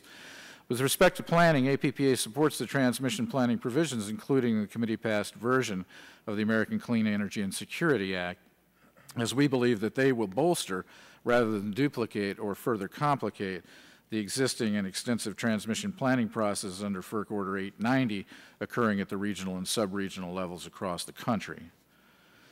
The manner in which transmission facilities costs are allocated among generators, transmission owners, transmission-dependent utilities, and other stakeholders is one of the most controversial topics related to transmission.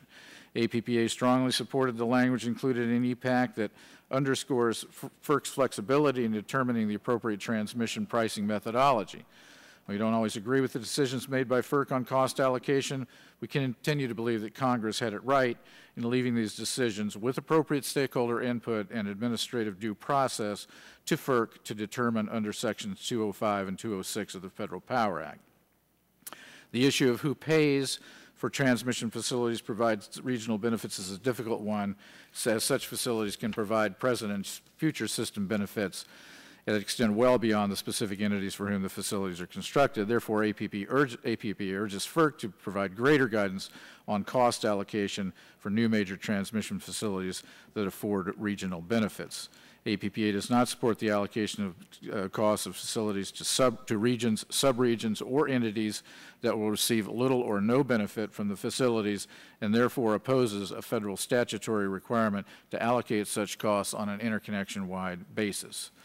And lastly, Mr. Chairman, APPA has concerns with respect to FERC's application of its incentive rate authority provided under EPAC 05. FERC seems to regard Section 219 as a statutory requirement to offer a variety of different transmission incentives to applicants, and it appears that these entities have been helping themselves to those incentives, and the Commission has not taken a sufficiently disciplined approach to awarding rate incentives. We appreciate your long-held concern in this area and your recent letter to FERC asking for an explanation of their use of their incentives, and we look forward to their response and to working with the Chairman on that issue. Thank you very much. Mr. Dipper, very much, and I appreciated the very diplomatic way in which you used the word entity in your testimony. Our next witness is Glenn English. He is the Chief Executive Officer of the National Rural Electric Cooperative Association. But more significantly, he served in the United States Congress for 10 terms. as one of our most distinguished members, and it's our honor to have you back before the subcommittee. Glenn, whenever you are ready, please begin. Thank you very much, Mr. Chairman. I appreciate that. I'm not sure my board of directors would agree with the more significantly, but I appreciate that and understand where you're coming from on that. I think the one thing that the board and I can share in common is that we'll each reserve to ourselves which of us believes that you had a more important job. Well, I just appreciate both of you thinking I have an important job. The fact that you're so important to both of us, I think, is very You're very kind, Mr. Chairman. yourself. I appreciate that. As I think the members of the committee know, electric cooperatives are consumer-owned. We're in 47 states across the country. And we serve, however, 7% of the population through about 3/4 of the landmass of the United States.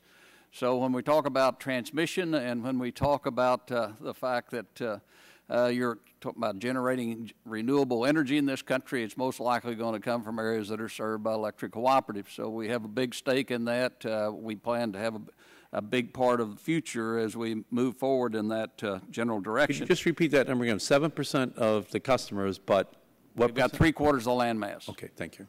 And it's all owned by those individual consumers that throughout those 47 states, Mr. Chairman. Also, I think we can all agree that the signing of the American Clean Energy and Security Act of 2009 is going to bring about a profound change in the way that not only energy is generated in this country, but the way that we use energy in this country. It's going to change our lives. And with that understanding, I hope that we can also recognize that we've got to be prepared for that kind of a dramatic change. And the transmission system as it exists today was certainly not designed for this kind of change. In fact, it wasn't designed for the 1992 Energy Act with the deregulation on the wholesale level. So we're still trying to adjust to that. What we would suggest, Mr. Chairman, is that we need a sense of urgency here. And certainly we need transmission as a part of this act. It needs to be addressed in this act. And as a result of that, we think there's some very basic principles that need to be incorporated as you move forward with any kind of legislative language as it applies to this new transmission system, new transmission policy that the country is going to be following. As I think you know, Mr. Chairman, we have established now national renewable cooperatives, so each cooperative in every one of those 47 states can participate in any renewable project in any part of that 3/4 of the landmass of the United States. So a wind project in South Dakota, for instance, may be invested by people from Wisconsin, co-ops from Wisconsin, or they may be from Alabama or Georgia or wherever. They can own a piece of that. And what we're looking for is a way in which we can generate that power through renewables in the most efficient way possible, no matter where it's located. We should be looking for the most cost-effective way in which we can do that.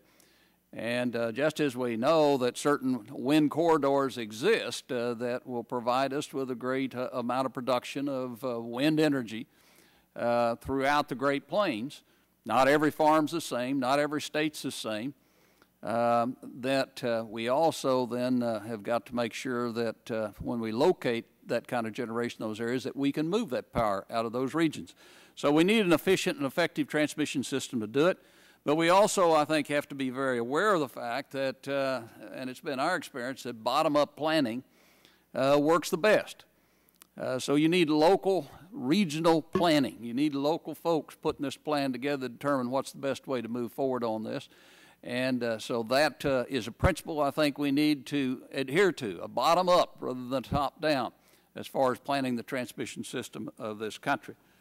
I would also suggest that under these conditions, and given the fact that we're going to have to move in a more efficient transmission system, we're going to have to move that transmission across state lines, that we may run into difficulties and encumbrances. We may run into delays that, quite frankly, the national best interest is not being served. So I think we've got to, while we're having that local planning, we've got to also make sure that we don't have impediments put in the way that is going to prevent that local planning from being implemented. we've got to make sure that the overall national policy of moving across state lines is dealt with.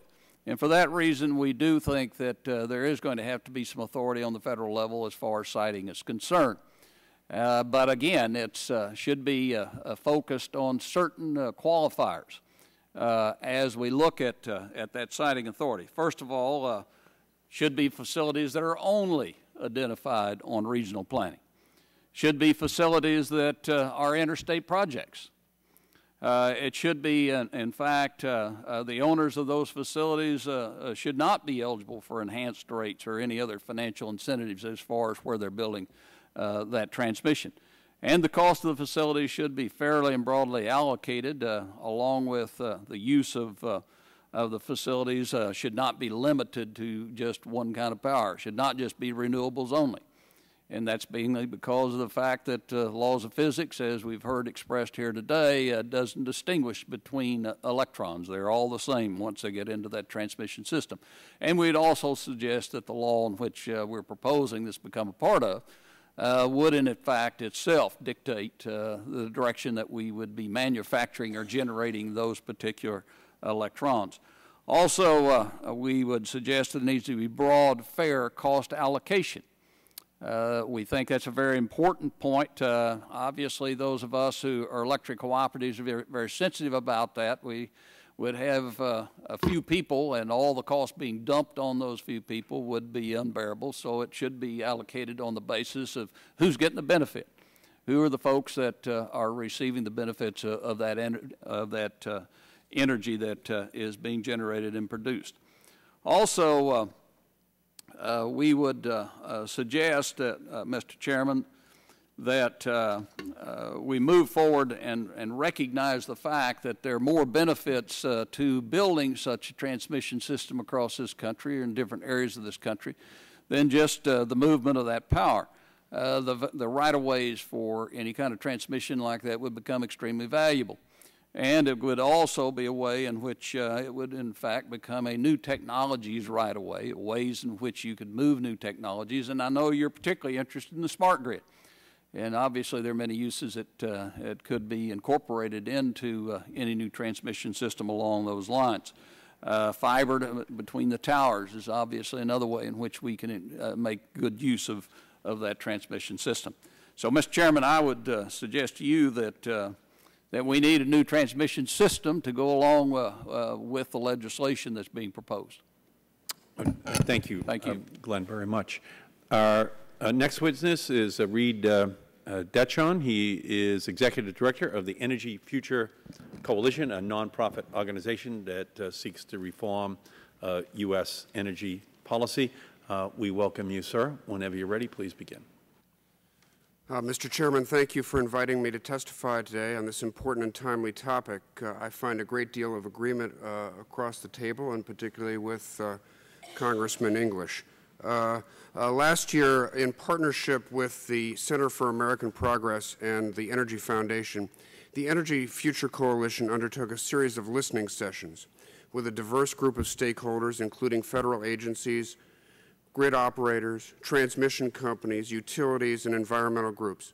And we found broad support for changes in federal law to facilitate the transmission needed to bring stranded renewable resources to market.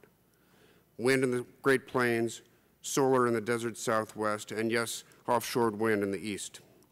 Our vision statement for the National Clean Energy Smart Grid, which is attached to my full statement, was endorsed by some 55 organizations, including the AFL-CIO, the Council on Competitiveness, and the Digital Energy Solutions Campaign, along with many renewable energy advocates and environmental groups, including the Sierra Club, who are not usually prone to supporting new transmission capacity.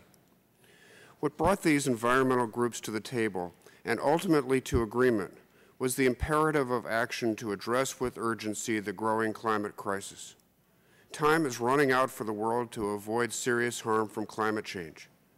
Mr. Chairman, you understand this challenge very well, and we owe a great debt of gratitude to you and Chairman Waxman for your leadership and acumen in advancing H.R. 2454, the American Clean Energy and Security Act. You have set the appropriate long-term target for emissions reductions more than 80% by 2050.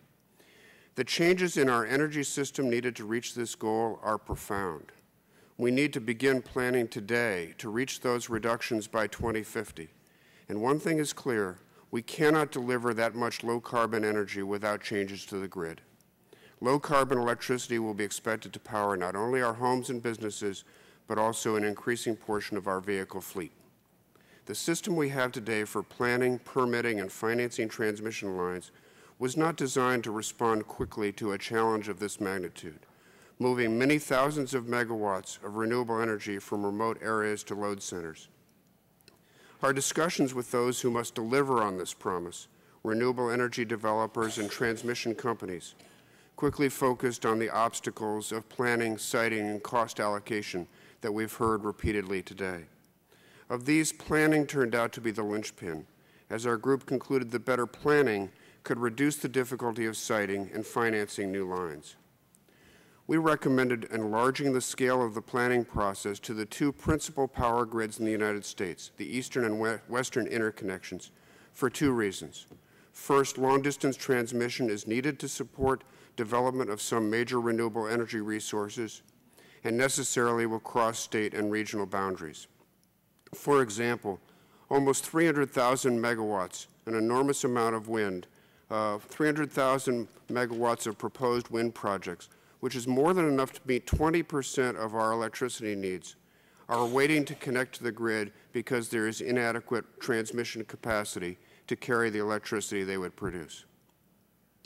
Second, planning for transmission to support the renewable energy standards in state and federal legislation must occur on a broad regional basis, just as the benefits of such investments will be shared on a broad regional basis.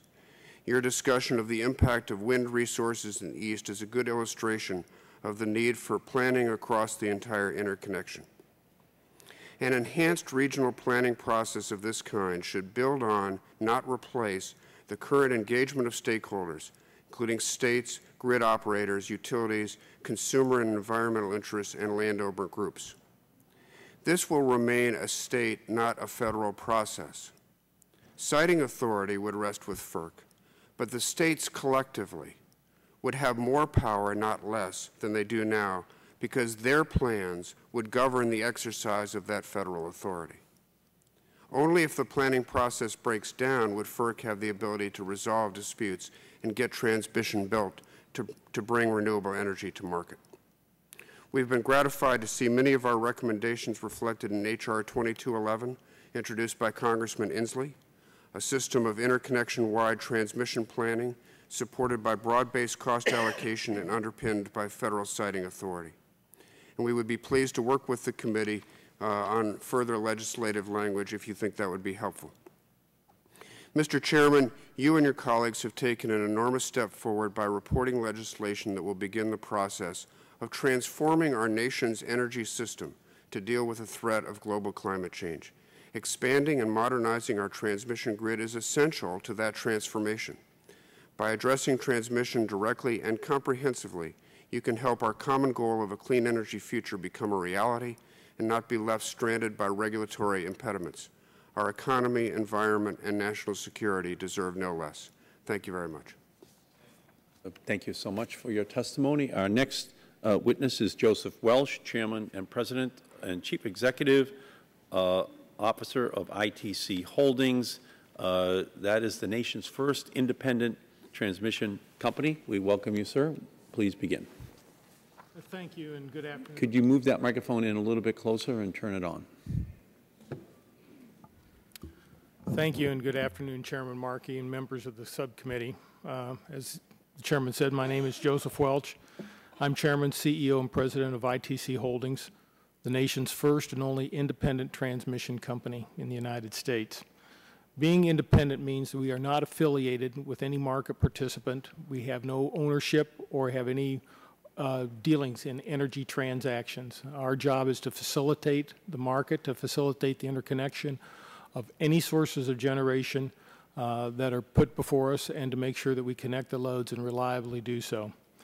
We own and operate about 15,000 miles of high voltage lines in Iowa, Minnesota, Illinois, Missouri, Michigan, and are developing regional transmission projects in Kansas and Oklahoma. As we have worked through these various states, each time we come to the point where we need to build transmission for whatever reason, we have come up against a set of obstacles, each one different in every state. Probably that is as it should be, but when we get to the outcome of where we want to go in this country, this is going to become a major impediment for us to move forward as a country who dearly and necessarily needs to seek energy independence. I brought with me today a report from the Council on Competitiveness and Energy Sustainability, which I believe is a good framework, and I will leave it with you for you to read.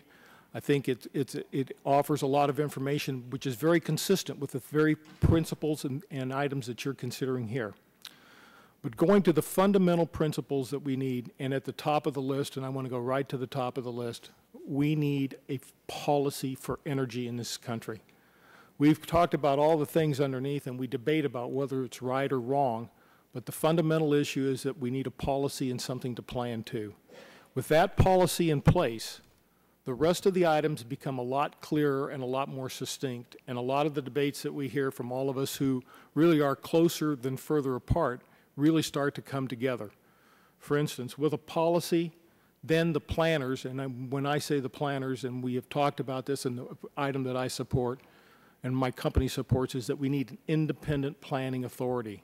We need to take the policy and get the policy implemented in a very clear and succinct way. Secondly, if you have the policy, then the cost allocation can be dictated by the policy itself, meaning that from that policy, we now know where we want to go, we now know who are the benefactors and what those benefactor issues are. And so that policy sits at the top, and we need that. And last but not least, when we get down to the very bones, I always tell people, being in the transmission business, it's a great business until I do one of two things. And the first item is build new transmission lines. The minute we start to build them, it becomes a nightmare. And the process is hard and it's long. And what we need is true federal backstop siting authority. That is not meant to cut the states out of the process. The states should be involved in the process. They are the most knowledgeable about local issues.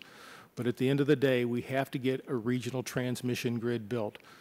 As you've heard here, there are literally thousands and upon thousands of megawatts of renewable energy that this country needs to deploy, and we need to deploy it now. And if we start now, we are years and years away from our goal line. So please, let's have this conclusion and bring it to it. And I thank you very much for my opportunity to speak here today. Thank you, Mr. Welsh. Our next witness is Christopher Miller. He is president of the Piedmont Environmental Council, an environmental organization focused on conservation issues in the Piedmont region of Virginia. We thank you for being here, sir. Thank you, Congressman Markey. Thank you for the opportunity to testify on behalf of the Piedmont Environmental Council, and also for land trusts and land conservation organizations throughout the country. We're a very active member of the Land Trust Alliance, been working hard on this issue with them, and they have asked us to express some of their concerns. I have a couple of maps, which I hope the staff can put up, because I think they'll help instruct this conversation. We appreciate the time and attention that this committee is taking to consider the complex issues associated with transmission. Mm-hmm. We appreciate the willingness of the committee to deal with transmission as part of a broader energy policy and not as an end in itself. From our perspective, transmission is only a tool for moving electricity from the source of generation to the end user. But much more important are the policies that will reduce demand for electricity, modify peak demand so that the need for generation and transmission infrastructure is minimized, and encourage clean generation close to load centers, which will reduce the losses of energy caused by long-distance transmission. For in the end, the high-voltage transmission lines with towers that can exceed 180 feet in height and wide rights-of-way are part of the energy system with the largest footprint and often the most dramatic impacts on communities that lie along them. The transmission system has the potential for substantial land use impacts, including impacts that directly conflict with federal, state, and local policies to protect and enhance important natural and cultural resources. In the brief amount of time I have, I want to focus on a couple issues that have not been raised yet. The first is the assumption, the assertion that the only way we can meet national and state goals to reduce greenhouse gas emissions and to increase the role of renewable sources of energy is to build a national transmission grid. And one example of this grid is up here. This is the grid proposed by AEP for the 765 kV system that would link resources. It was originally overlaid over wind resources, but in fact the correspondence with coal resources is actually higher when you actually go and see where those lines are laid out. And that's one of the causes of concern, is that in fact what you'd be doing by doing a transmission loaded set of incentives is in fact encouraging greater transmission of coal-fired generation than in fact of renewables. And the reason for that is that nowhere in legislation do we recommend a change in the economic dispatch rules that govern which generation is brought online first. All the renewable goals notwithstanding, we dispatch energy by price, and the auctions are by price, and we've heard lots of calls for competitive pricing. But the potential that will in fact increase the amount of transmission that is carrying coal-fired emissions, and in fact from the dirtiest and oldest plants is very real. Unless this committee can also ensure that before that transmission is made available, we are in fact putting in the carbon cuts through the carbon and cap and trade, and otherwise governing the emissions of grandfathered coal plants that have never reduced their emissions, there's a very real possibility in the Eastern Interconnect that the gains that have been made by RGGI, the 45 million tons or so of carbon emissions reductions, could be offset. A second issue that has not been addressed so far is the issue of peak versus average demand. Peak, the transmission and generation system is being designed to meet peak loads, and the more we can do to reduce peak loading, the less we have to build across our landscape.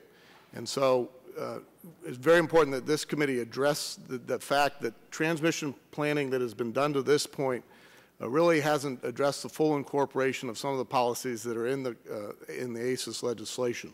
They have not taken into account the amount of demand-side management that is recommended, and in fact assume a level of per capita electricity use that steadily increases over time rather than is reduced.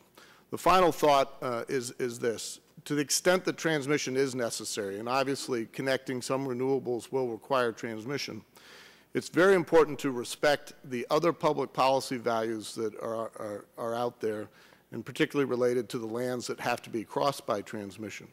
We should be seeking to avoid, wherever possible, the natural resources, the historic resources, the cultural resources, and yes, even the landscapes that America values so much.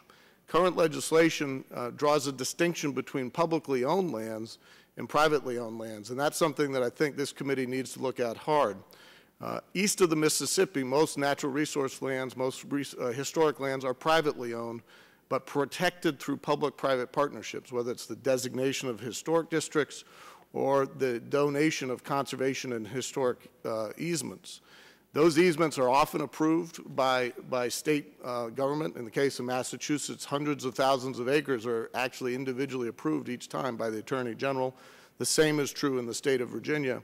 And they are due all of the respect that a national park, or a national wildlife refuge, a state park would be due. So as you think forward on those transmission lines that have to be built, make sure that we're avoiding the resources, the private resources as well as the public resources, and make sure that we mitigate and compensate it for the impacts on those resources. Thank you, Mr. Miller, very much.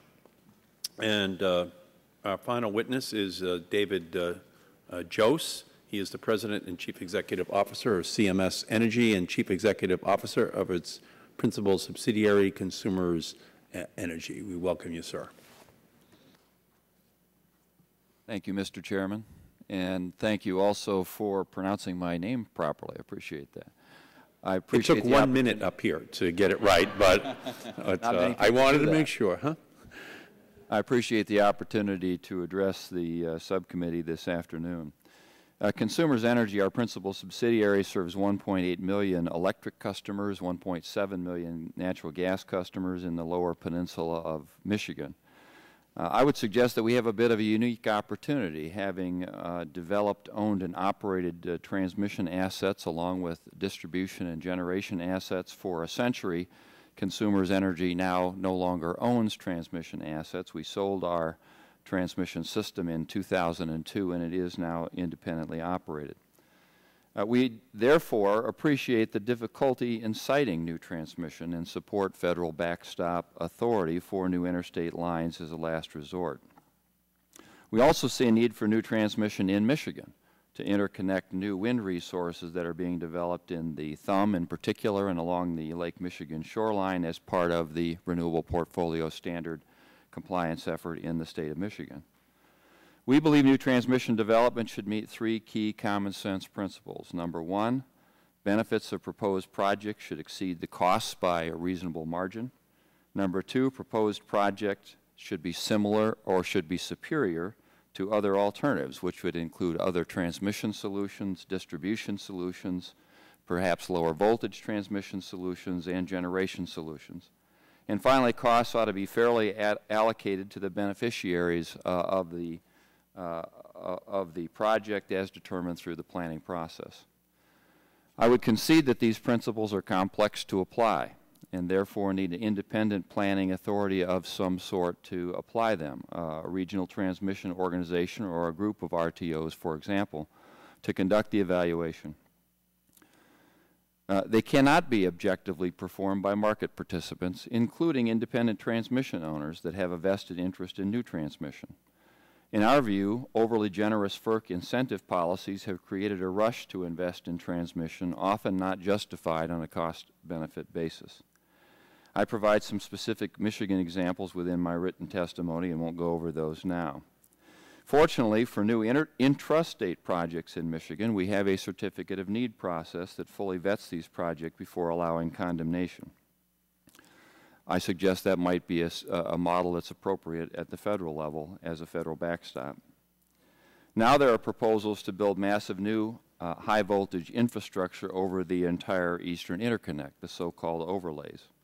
Part of that, a $3.2 billion 765 kV project, largely in Michigan, has already been evaluated by the Midwest Independent System Operator and determined not to meet a cost-benefit test for the state of Michigan. A number of independent system operators and planning authorities in the Eastern Interconnect recently studied a joint coordinated system plan that was referred to earlier, involving a $56 billion high-voltage overlay. Some have referred to it as the equivalent of constructing the interstate highway system. That study concluded that Michigan would receive virtually no benefit at fairly large cost. Looking just at consumers' customers, if costs were spread on a, quote, postage stamp basis to all our customers, we'd pay about $159 million a year of increased cost for roughly a $2 million annual benefit. I would submit that Michigan simply can't afford that. Another $10 to $12 billion project that's been proposed to bring wind power from the Dakotas to as far east as Chicago, of course, does not reach Michigan. But further, when the cost of that transmission is included in the equation, Michigan-based generation is less expensive to develop. On that score, we agree with the 10 Northeast and Mid-Atlantic governors with regard to the potential implications on developing renewable resources locally. Let me be clear, we don't object to such projects if the benefits exceed the cost by a reasonable margin. Reasonable alternatives have been considered, and the costs are spread appropriately to the beneficiaries. That might be, for example, Dakota wind developers or purchasers of that power who need to meet their own standards. Finally, Michigan transmission rates today are 4 times what they were in 2002 when we sold the system. Even without these overlay projects, we're forecasting they'll increase by another 50% from today's rates over the next 6 years. Transmission investment is occurring in the state of Michigan. We don't feel that FERC rate-making oversight currently is sufficient in states where transmission is independently owned and therefore not subject to state regulatory oversight. That situation, along with overly rich incentives, are causing, in our view, transmission development that is sometimes not in the best interest of our customers. In summary, we think targeted transmission investment is needed, both in Michigan and nationally. We believe that planning and evaluation by RTOs or groups of RTOs that are independent from market participants is an appropriate way to pursue that. And we think 3 key principles need to be followed. 1, benefits exceed costs by a reasonable margin. 2, reasonable alternatives have been considered. And 3, the costs are appropriately allocated to the beneficiaries. Thank you again. Thank you. And we thank our entire panel. Now I'm going to turn to recognize the gentleman from Washington State, Mr. Inslee. Thank you. First, I'd like to put into the record a white paper which is quite instructive. It's entitled Green Power Superhighways provided by the American Wind Energy Association and the Solar Energy Industries Association. Mr. Chair, if I may.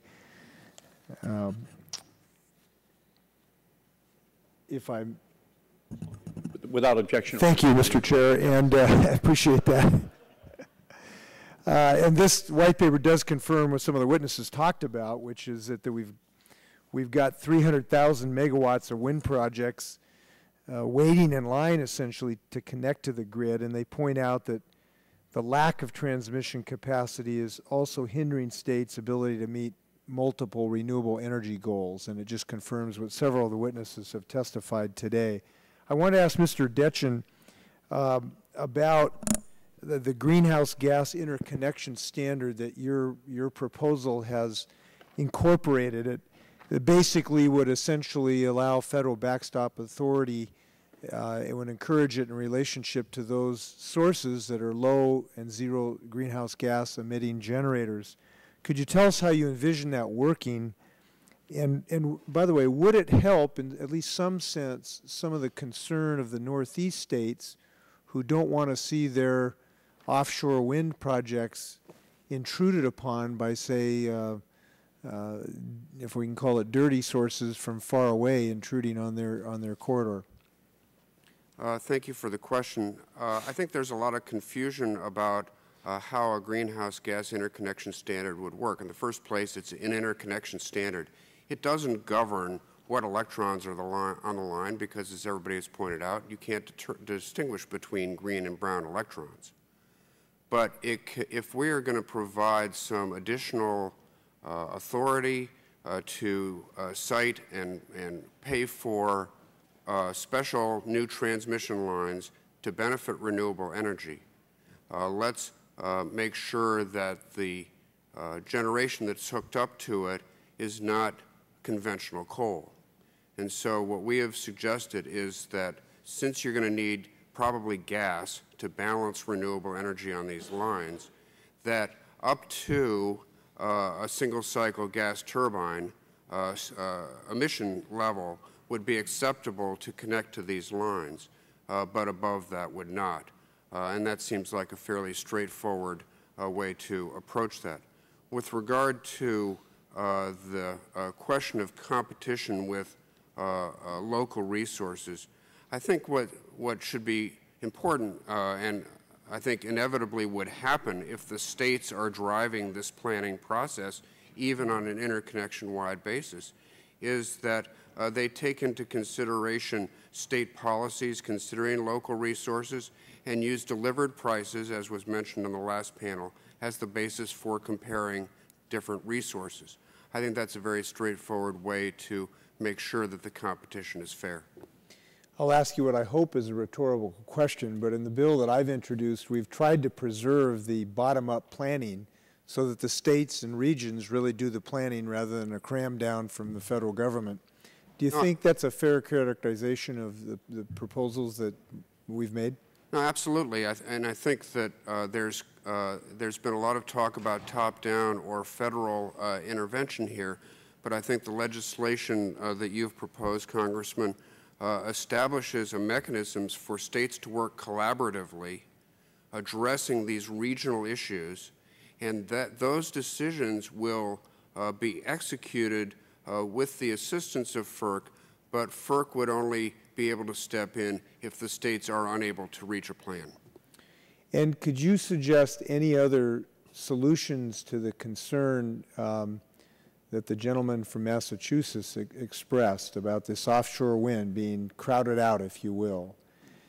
I perceive that this greenhouse gas interconnection standard would help solve that problem.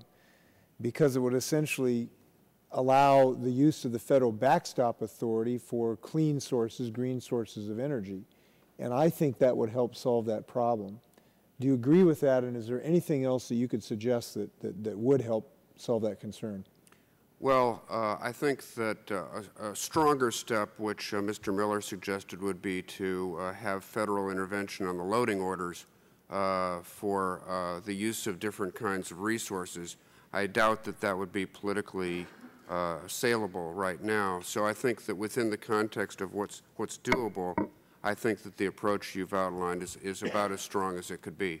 And I might add that I think that the greenhouse gas standard, to a certain extent, over time, gets overtaken by the requirements of the cap-and-trade legislation, assuming that that's enacted. But I think your legislation reflects that as well. Thank you. Thank you, Mr. Chair, for your cooperation. The gentleman's time has expired.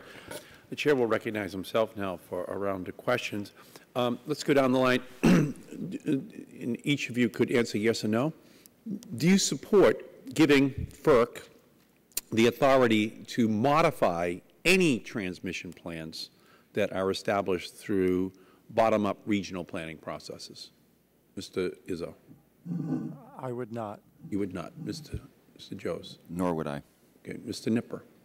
No, sir. No. No. No. I think that if the plans are developed by a broad array of states in the way we're describing, I would agree no. No. Yes. Mr. Walsh. Bottoms up is each state brings it up, or how do you envision that? Regional planning process, yeah, that's agreed to by the state. Should the FERC be able to modify a regionally agreed upon plan? If the planning process is independent, no. If the planning process is not independent, yes. Not independent meaning? That it's influenced by market participants and other political entities. The planning process, to me, being in the even if the state governments agree to it. I believe that all the transmission within the state that is not regional in nature the state should have as much authority over it as they want. When we develop regional transmission, which is for the good of the region or the good of the country. Right. Should the FERC be able to override that regional plan agreed upon by the states? I stand by what I said. If it's done by an independent planning authority, yes. Or I'm saying no, and if it's not, yes. Mr. Miller? I think one of the concerns we would have if FERC were involved, that the right of appeal ought to be not only limited to the transmission proposers, but also those with other perspectives. Right now, under those circumstances, you would give FERC the authority to modify a transmission plan? well, I think there are legitimate federal issues with anything involving interstate transmissions.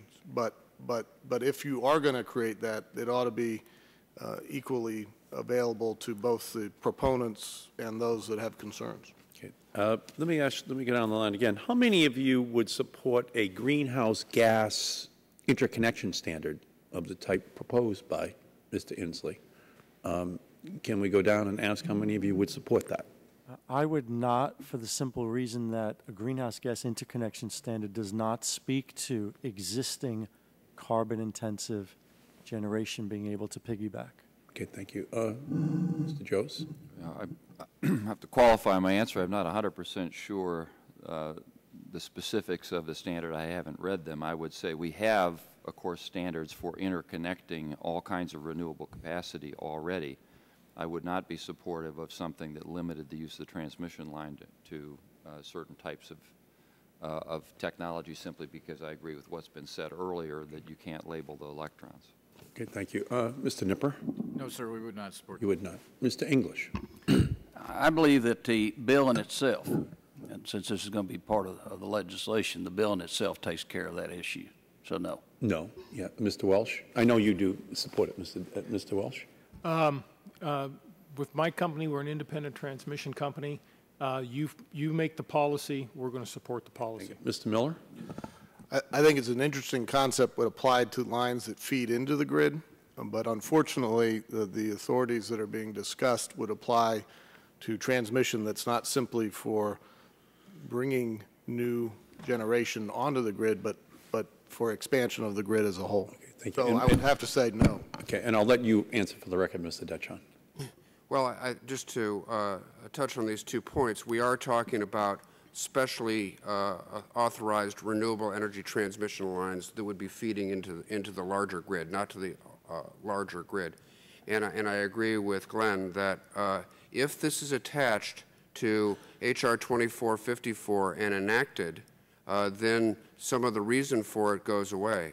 But there's always the possibility that this will become disconnected from that bill. And as a freestanding measure on transmission, we think that a greenhouse gas standard would be important.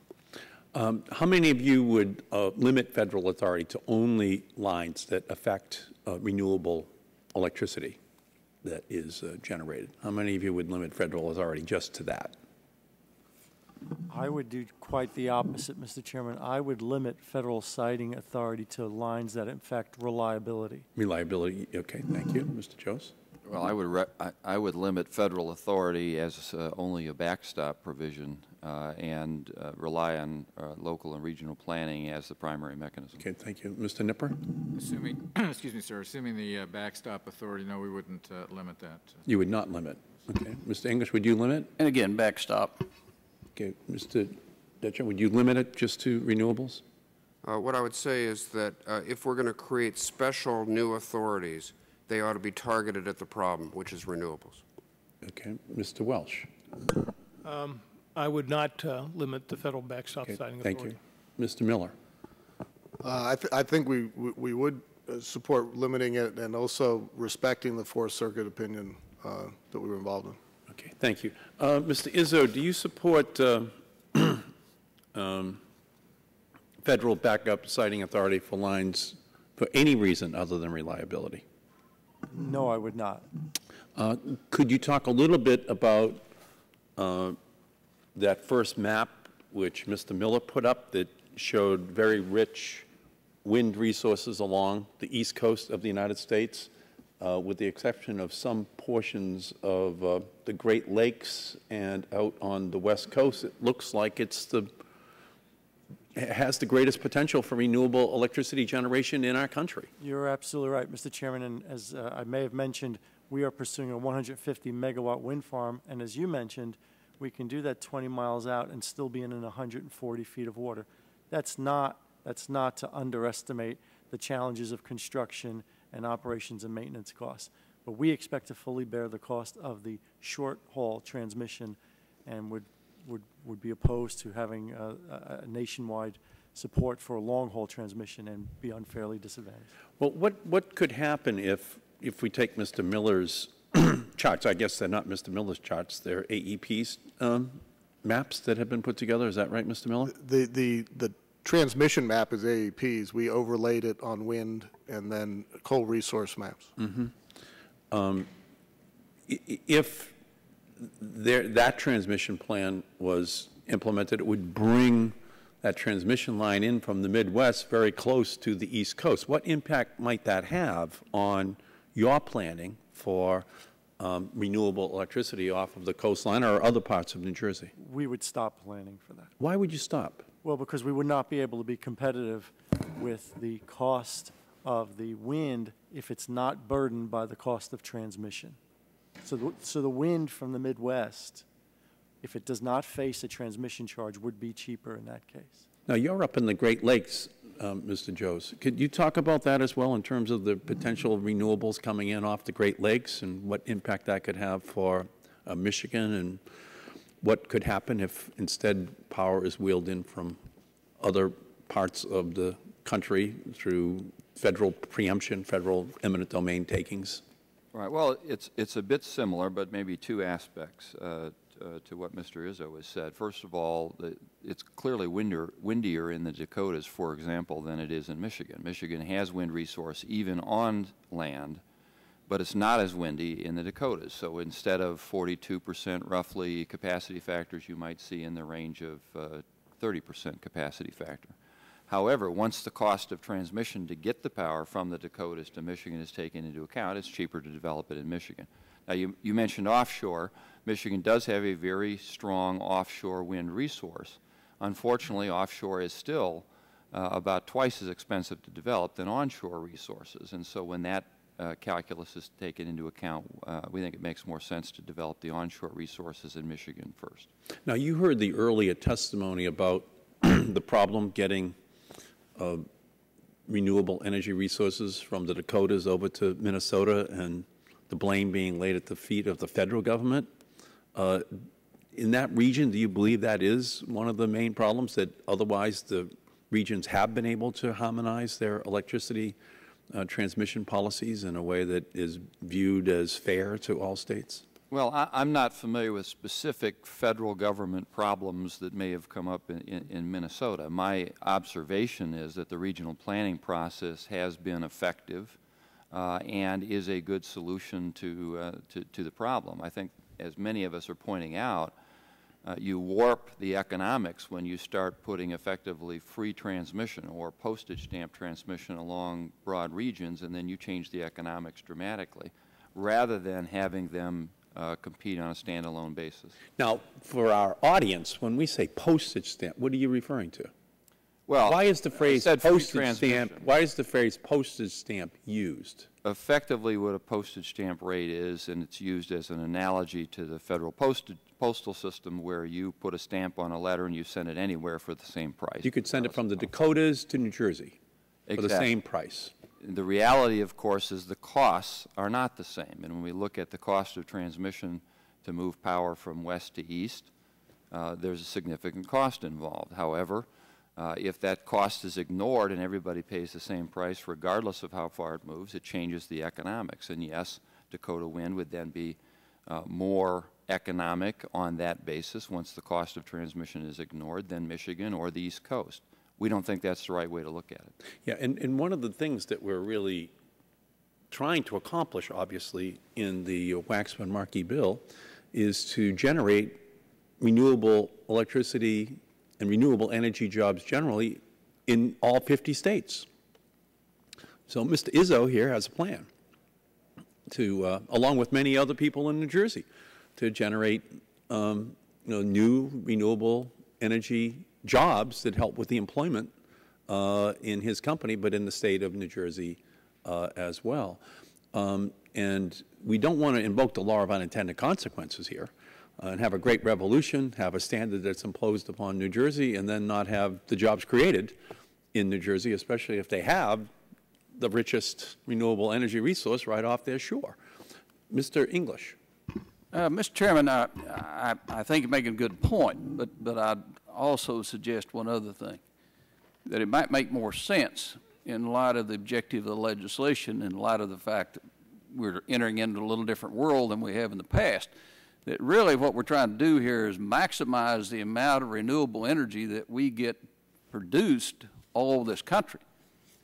Now, the fact of whether it's produced in one state versus another state, as long as it's the most cost-effective way in which we can produce it, and we can, in fact, make use of it all across this nation, I would think would be the ultimate objective. Now, I can understand why some folks may want to look at this very localized and maybe a very parochial thing, but this is a national piece of legislation, and we're trying to achieve a national objective, and the thing that's limiting us to being efficient is this transmission system. Absolutely. And by the way, we couldn't agree more on this, okay? So if you're looking at this map and the fact that we're talking about along the coast, and they may have more wind there, then obviously we ought to be looking, that's where we ought to produce it, and we should use that most cost effectively, and that's what we should be the driver and where we go. If we can't do that and we have to do it out in the Dakotas, then fine, do it in the Dakotas. But it shouldn't matter whether it's off the coast of Massachusetts or in the Dakotas, as long as we're meeting the nation's needs, and we're going to have a huge amount of power that is going to be necessary to come from renewable energy if we're going to meet these objectives as outlined in the legislation. And one quick point, I know I've got a home down in South Carolina. It's up on a mountaintop. We got a huge amount of wind up there. But I can assure you, if you try to build a wind generator up on that mountain, you're going to have a lot of people that are going to be they're going to be objecting to it, unlike what you'll find in the Dakotas. Absolutely. So I think the point that Mr. Izzo is making, and Mr. Joes as well, is that using this postage stamp analogy, it doesn't cost 47 cents to really move a letter from New Jersey to New York City. Okay, probably costs less, but the average is 47 cents, so that someone from South Dakota can mail a letter into New York City, and that we have this communications across the whole country, and that's great. We accept that. It's the way it should be. What Mr. Izzo is saying is that if you do the same thing for electricity, and you make it the same price to transmit electricity in from the middle of America to New Jersey as it would be to bring it in off the coastline of New Jersey, then that's going to undermine the economics of all the projects along the East Coast, because it hasn't factored in how much it costs to transmit that electricity 1,500 miles all the way into the East Coast market. And so the question then becomes, how many new jobs will be created along the East Coast of the United States if there is no incentive any longer for Mr. Izzo, because he's almost bound by his obligation to his shareholders to take all of this very inexpensive but subsidized electricity coming in from the Middle West. So how do we square this circle, Glenn, so that Mr. Izzo and Mr. Joes and others aren't disincentivized to produce renewable electricity within their own service areas? Broad-based fair rates. That's basically what you're talking about. The people that are receiving the power, that are using the power, are paying the cost. That's what it really comes down to.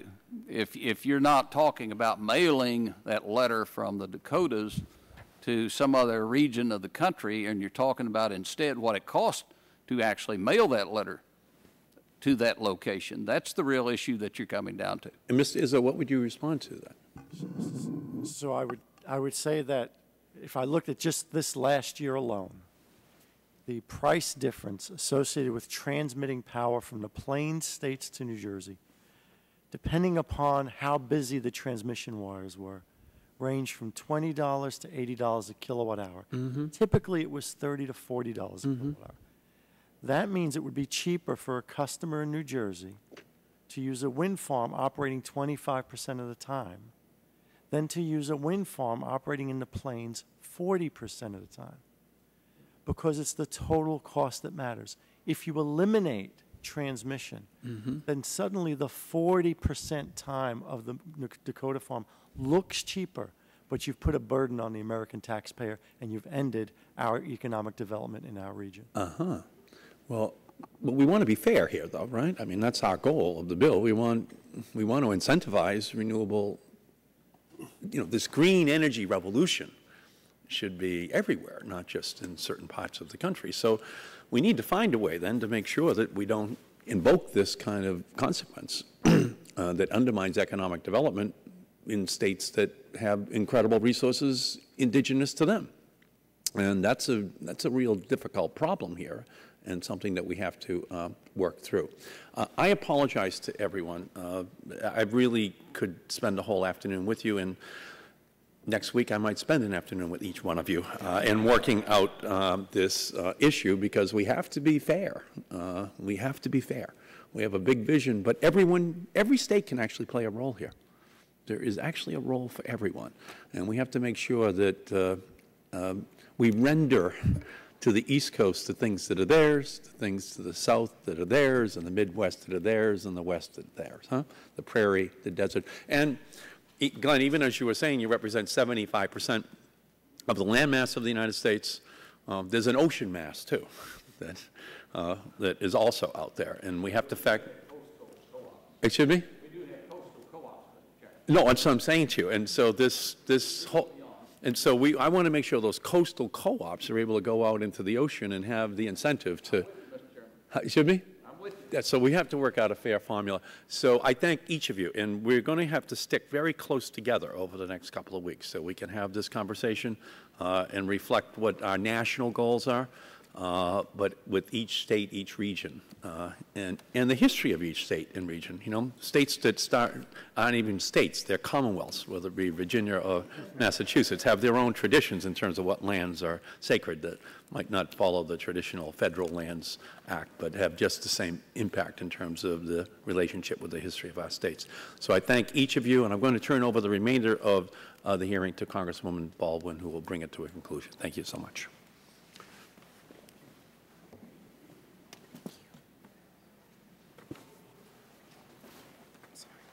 And I don't get to sit in this chair very often, but I won't make you stay long just because I'm enjoying it. First, a quick comment, and I'm not, I'm construing or interpreting from some of Mr. Welch's testimony that there's a frustration with some of the planning that's occurring at the state level process. And one of the things that I would just point out, and certainly we heard some testimony in the first panel about very successful state level planning, but if you look at Order 890 and this process, it's really relatively new, and I think I would argue hasn't been yet given the chance to play out.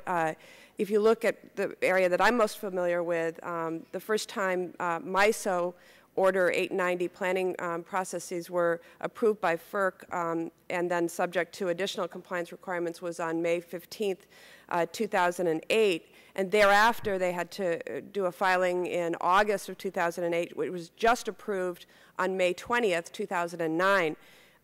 So you could make an argument that really just 3 weeks ago this is getting underway, and it's a process that's to be given 12 to 24 months to occur. So it certainly concerns me to have a characterization of this state and regional planning processes as being broken or not working, when really much of the new focus is subject to Order 890 is just underway. I have one question for the panel with regard to it goes without saying that construction of a transmission superhighway will be a moneymaker for certain parties involved, and we heard the chairman of FERC testify about the economics of transmission siting and construction, as well as the guaranteed rate of return. And so I guess I'd like to ask you all, what role, if any, should these entities with profit interest play in the transmission siting and decision-making process? How should we appropriately limit or not the role that they play? And why don't we go from left to right this time and start with Mr. Miller? Well, I appreciate that question. That's been one of the most troubling aspects of the planning process in the PJM region. The PJM is essentially, from our perspective, a trade association of utilities who are proposing projects and then ratifying the proposals amongst themselves.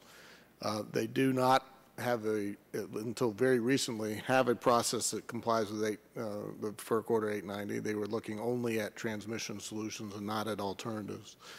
And they do not do the kind of balancing of impacts, other issues of the public interest that state utility commissions more clearly have authority to do. So the current way we do regional transmission planning is very disturbing. The owners of the transmission lines propose projects. There's a reactive approval process, and there's no balancing of other considerations, even within the alternative energy solutions like energy efficiency DSM. They're starting to incorporate those things, but the process is very conservative and very oriented towards producing transmission solutions. Mr. Welch? Well, to go to your question first, the frustration that I feel with the planning process is I would agree with you that Order 890 went a long way. But the one thing that we don't have is in MISO or any of the other RTOs, we don't have full participation from all of the affected people. And as a result of that, when you're trying to do regional planning, you're not going to get to the solution set that you need. Number one. Number two, like when we had problems in 2003 with the largest blackout that affected this country, We finally came to the conclusion that NERC was funded improperly and wasn't independent in their decision-making for setting reliability standards. As a result of that, we changed the way NERC was funded. It reports to FERC. It's funded through an assessment through all the utilities. And that assessment is paid to FERC, who then pays NERC. And we've taken the financial incentives of the market participants out of the hands of the RTO, or in this case, the Reliability Council. So when we talk about independent planning, it's not about some kind of closed-door deal here. It's about getting the financial impacts off the back of the RTO so that they can do the job that they're there to do. Then when we get to that point, you have the question that says, hey, who should participate and what should be the rates of returns that these companies should earn? I think that the fair thing to say here is that, when you start to build regional projects that everyone's affected by, they should be all participating in as financial investors. This shouldn't be just a one-stop, one-person place, but those people should be part of that investment proposition because they are all there to make the grid work and work in a concert way. When you build a regional grid, you have to have yourself in a position where you can also maintain it. No one company could ever go across thousands of miles, have linemen, line crews, warehouse facilities, and everything that we need. And so it's going to take the participation of all of those people on the route. But without everyone being there at the table, this gets very tough to do. So when you get to that point, whatever FERC says is just and reasonable, that's what it'll be. Mr. Dutchin. Thank you for the question. Let me suggest a way to think about cost allocation and rate of return together. Under the current system, private companies enter into agreements to provide transmission, and they go out and they raise the capital in the markets to do that. So as regulators consider that, they have to provide the cost of that at the high cost of raising that capital and then a rate of return on top of that. If the costs are more broadly shared, first of all, you have a guaranteed revenue flow which will reduce the cost of capital to raise the money in the first place, and therefore a reduced rate of return to the companies would be justified. So there would be two ways by sharing the costs that you would reduce the cost of building out this transmission, sharing it across a broader range of customers. Mr. English. We've had many complaints about the fact that it's difficult for electric cooperatives to participate in this process, both because of the size and the complexity and the type of expertise is required to participate independently. But also, I think a lot of it does come down to this situation that the big entities of the region, quite frankly, are the ones that seem to have the control and the influence, or at least feel that they should. And many of those, so that basically does not have an all-inclusive, broad participation locally in designing many of the systems that come forward. So I think there's much work that needs to be done in the improvements in that, and hopefully we're going to see that in the future. But we need a broad-based planning system in place. Mr. Nipper. Yes, ma'am. We would agree with the comments that have been made that it really requires participation by everyone involved, all the stakeholders. That's varied in our members' views among regions, some a bit better than others, but it really is necessary that everyone be at the table and be participating, and that their input be accounted. I will say that, following up the comment of the RTO and ISO regions, and they vary a bit as well among them, but the opportunities to participate in the equally participate in the stakeholder process with some of the other stakeholders for our members leaves a lot to be desired. I'll say that. And then I would just lastly mention the benefits that I mentioned in my testimony about joint ownership. And if there are opportunities, equal opportunities for folks, and again, American Transmission Company is a good example of this, where an opportunity for broad and joint ownership by multiple entities provides planning and other benefits as well. Thank you. Mr. Jost. Well, I might just pick up on something Mr. Miller said. I think that FERC's incentive policies have have created a situation where not only independent transmission companies but integrated utilities that hold distribution, transmission, and generation favor investment in transmission for solutions to the problems, even if they're not the most optimum solution, because frankly the rates of return are higher and the level of risk are significantly lower than other kinds of investments that might be under state regulatory policy, for example, vis-a-vis what the FERC has put in place.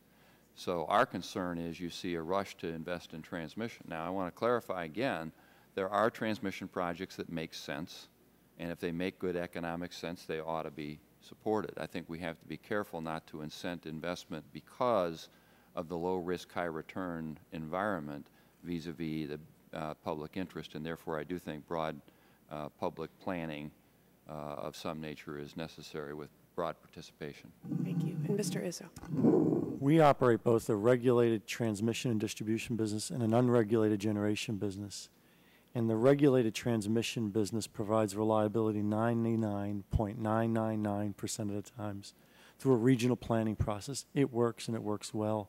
And that is regulated, and rates are based upon our cost of service. Our unregulated generation business always has to consider the cost of connecting to the grid as part of its investment strategy and fully bears that cost.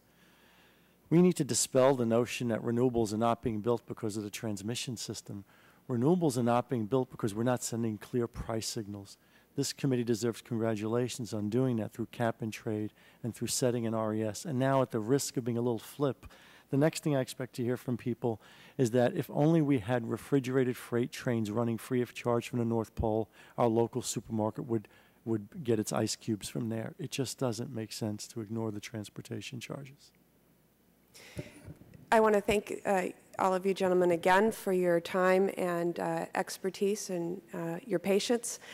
Before I adjourn, I need to ask unanimous consent that 2 letters from FERC to Chairman Markey are put in the record without objection, so ordered. And with that, our hearing is adjourned.